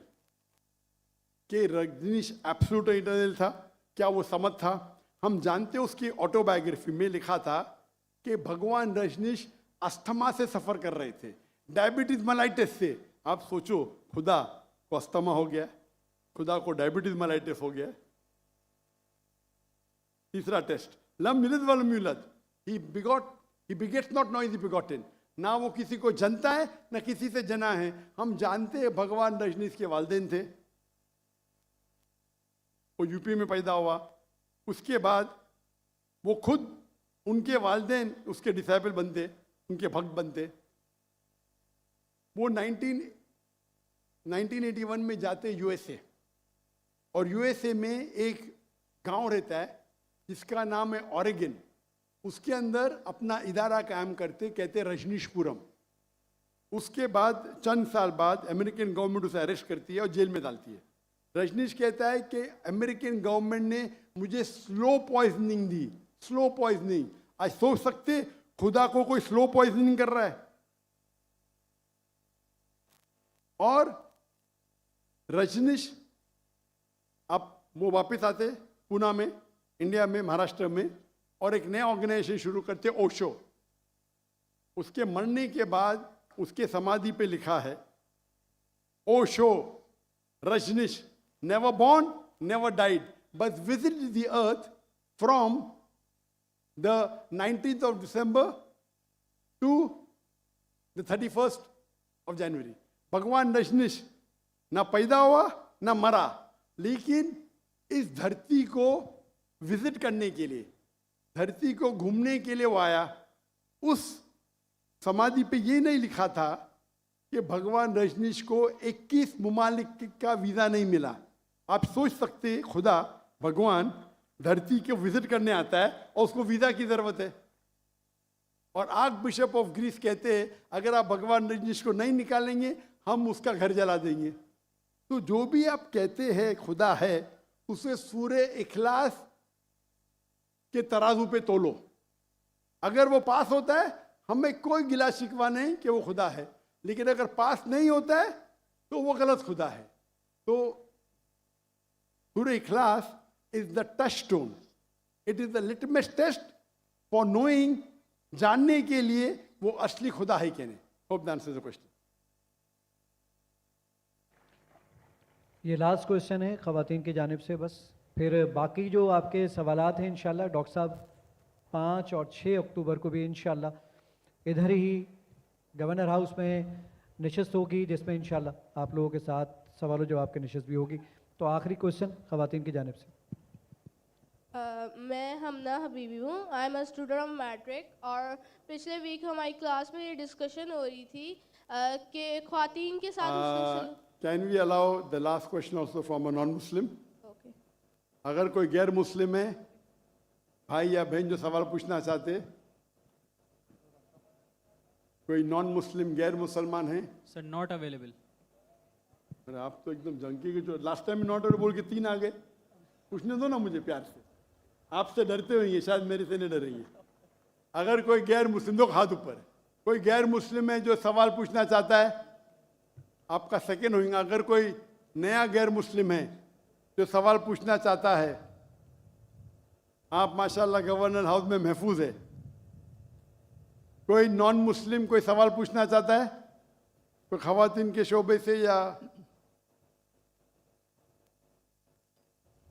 कोई नॉन मुस्लिम है? अच्छा भाई साहब पूछ सकते हो। आपका नाम और आपका पेशा।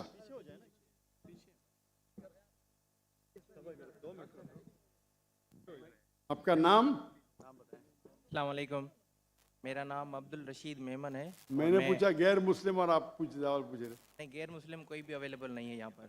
एक गैर मुस्लिम ने हाथ ऊपर किया था उधर। नहीं, वो मुस्लिम थे। कोई गैर मुस्लिम है? अगर गैर मुस्लिम ने तो पहले खातून को देंगे, उनने पहले पूछे। कौन गैर मुस्लिम है? एक खातून मुसलमान जिसने पूछी थी पहले, उसको।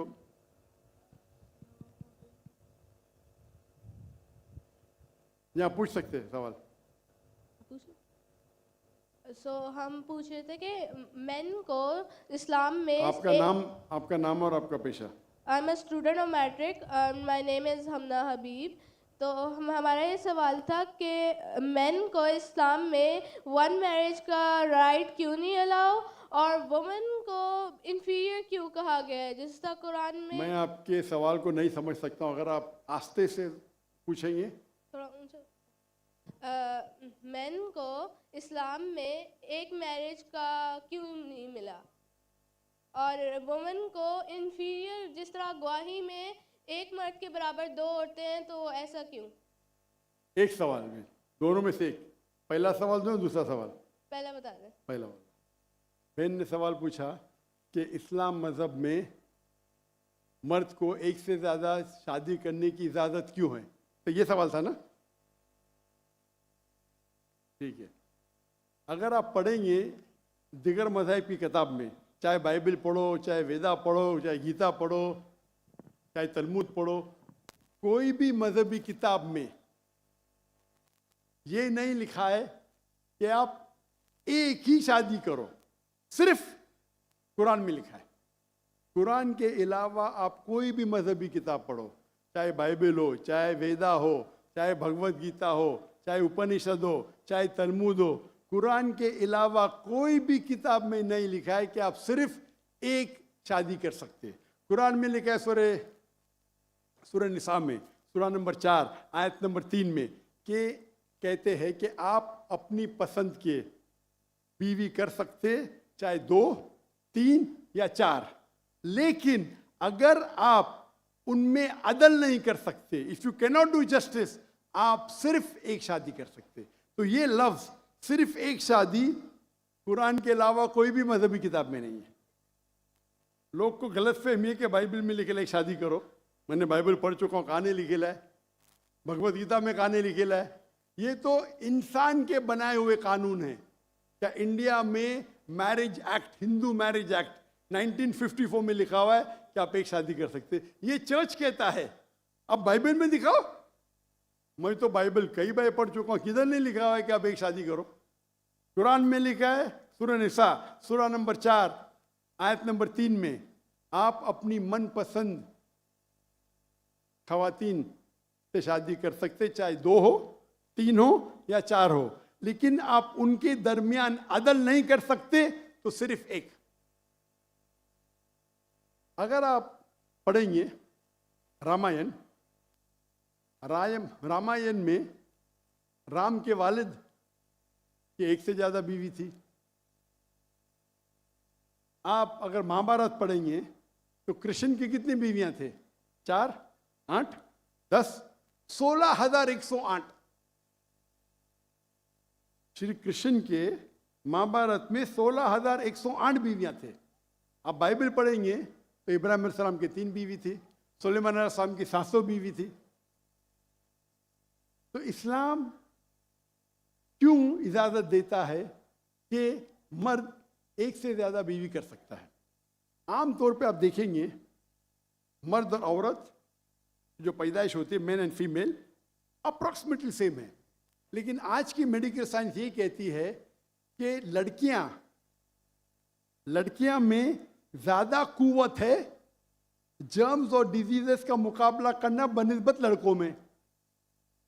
मेडिकल डॉक्टर हूं, इसीलिए आप देखेंगे कि बचपन के एज में लड़कों की ज्यादा मौत होती है बनिस्बत लड़कियों के। तो आप अगर एवरेज देखेंगे 15 साल, 20 साल, 30 साल, लड़कों की तादाद ज्यादा है, सॉरी लड़कियों की तादाद ज्यादा है। आमतौर पे लोग मरते हैं सिगरेट पीने से, शराब पीने से। अक्सर मर्द मरते हैं शराब पीने से, सिगरेट पीने से। जब जंग होता है तो कौन ज्यादा मरते? लड़के, आदमी। सिर्फ एक जंग में औरतें ज्यादा मरे। कौन से जंग में? फलस्तीन के गाजा में। क्योंकि वो जंग नहीं थी, वो जेनोसाइड था। इजराइल ने चुन चुन के बच्चों और औरतों को मारा, 2/3। लेकिन अक्सर जब जंग होते थे, आप देखेंगे तो मर्द मरते बनिस्बत औरत से। तो आज की तारीख में आप अगर देखेंगे, मिसाल के तौर पे यूएसए में, सिर्फ यूएसए में 42 लाख से ज्यादा औरतें हैं। सिर्फ रशिया में 1 करोड़ से ज्यादा औरतें हैं। सिर्फ जर्मनी में लाखों औरत मर्द से ज्यादा है। तो अगर आप देखेंगे दुनिया में औरतों की तादाद मर्द से ज्यादा है। मान लो मैं आपकी बात मानूंगा कि एक मर्द एक औरत से शादी करना चाहिए, और अगर यूएसए में हर मर्द ने एक औरत से शादी की, फिर भी 42 लाख औरतें होंगी जिनको शादी के लिए मर्द नहीं मिलेंगे। 42 लाख। आप सोचो, अगर एक खातून को कोई हर मर्द एक औरत शादी करता है तो 42 लाख खवातीन को शादी करने के लिए मर्द नहीं मिलेंगे। तो क्या ऑप्शन है उनके लिए? 2 ऑप्शन है।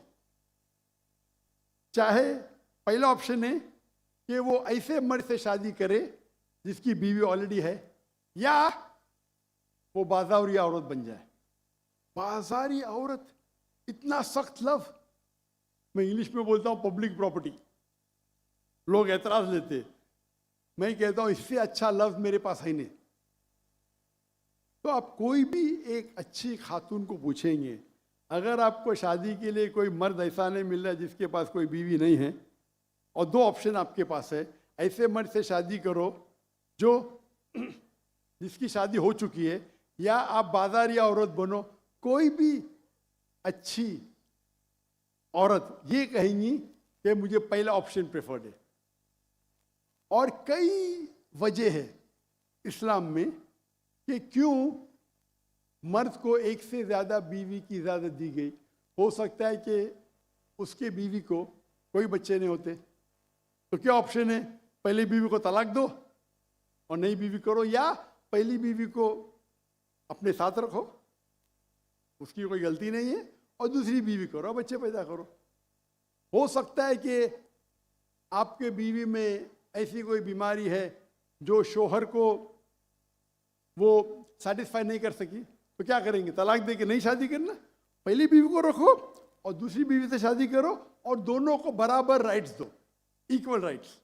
तो कई वजह है इस्लाम में, इसीलिए इस्लाम में मर्द को एक से ज़्यादा बीवी करने की इजाज़त है। मेरी एक तकरीर है जिसका टॉपिक है वुमेन्स राइट्स इन इस्लाम। अगर वो आप देखेंगे उसमें आपको इसका भी जवाब डिटेल में मिलेगा, और जो दूसरा सवाल करे थे उसका भी जवाब मिलेगा। वाखिर दावाना अल्हम्दुलिल्लाह रब्बिल आलमीन। जज़ाकल्लाह डॉक्टर साहब, बहुत बहुत शुक्रिया। हाफिज़ उसामा नूरानी साहब से दरख्वास्त करूँगा कि वो स्टेज के ऊपर तशरीफ़ ले आएँ। तमाम हजरात के लिए पीछे खाना सर्व कर दिया गया है, आप लोगों से दरख्वास्त है खाने की तरफ तशरीफ़ ले जाइए। फर्स्ट रो वाले हजरात जो हैं वो तशरीफ़ रखें, प्रोटोकॉल वाले इंशाल्लाह उनको अलग लेके जाएंगे। बहुत शुक्रिया आपका।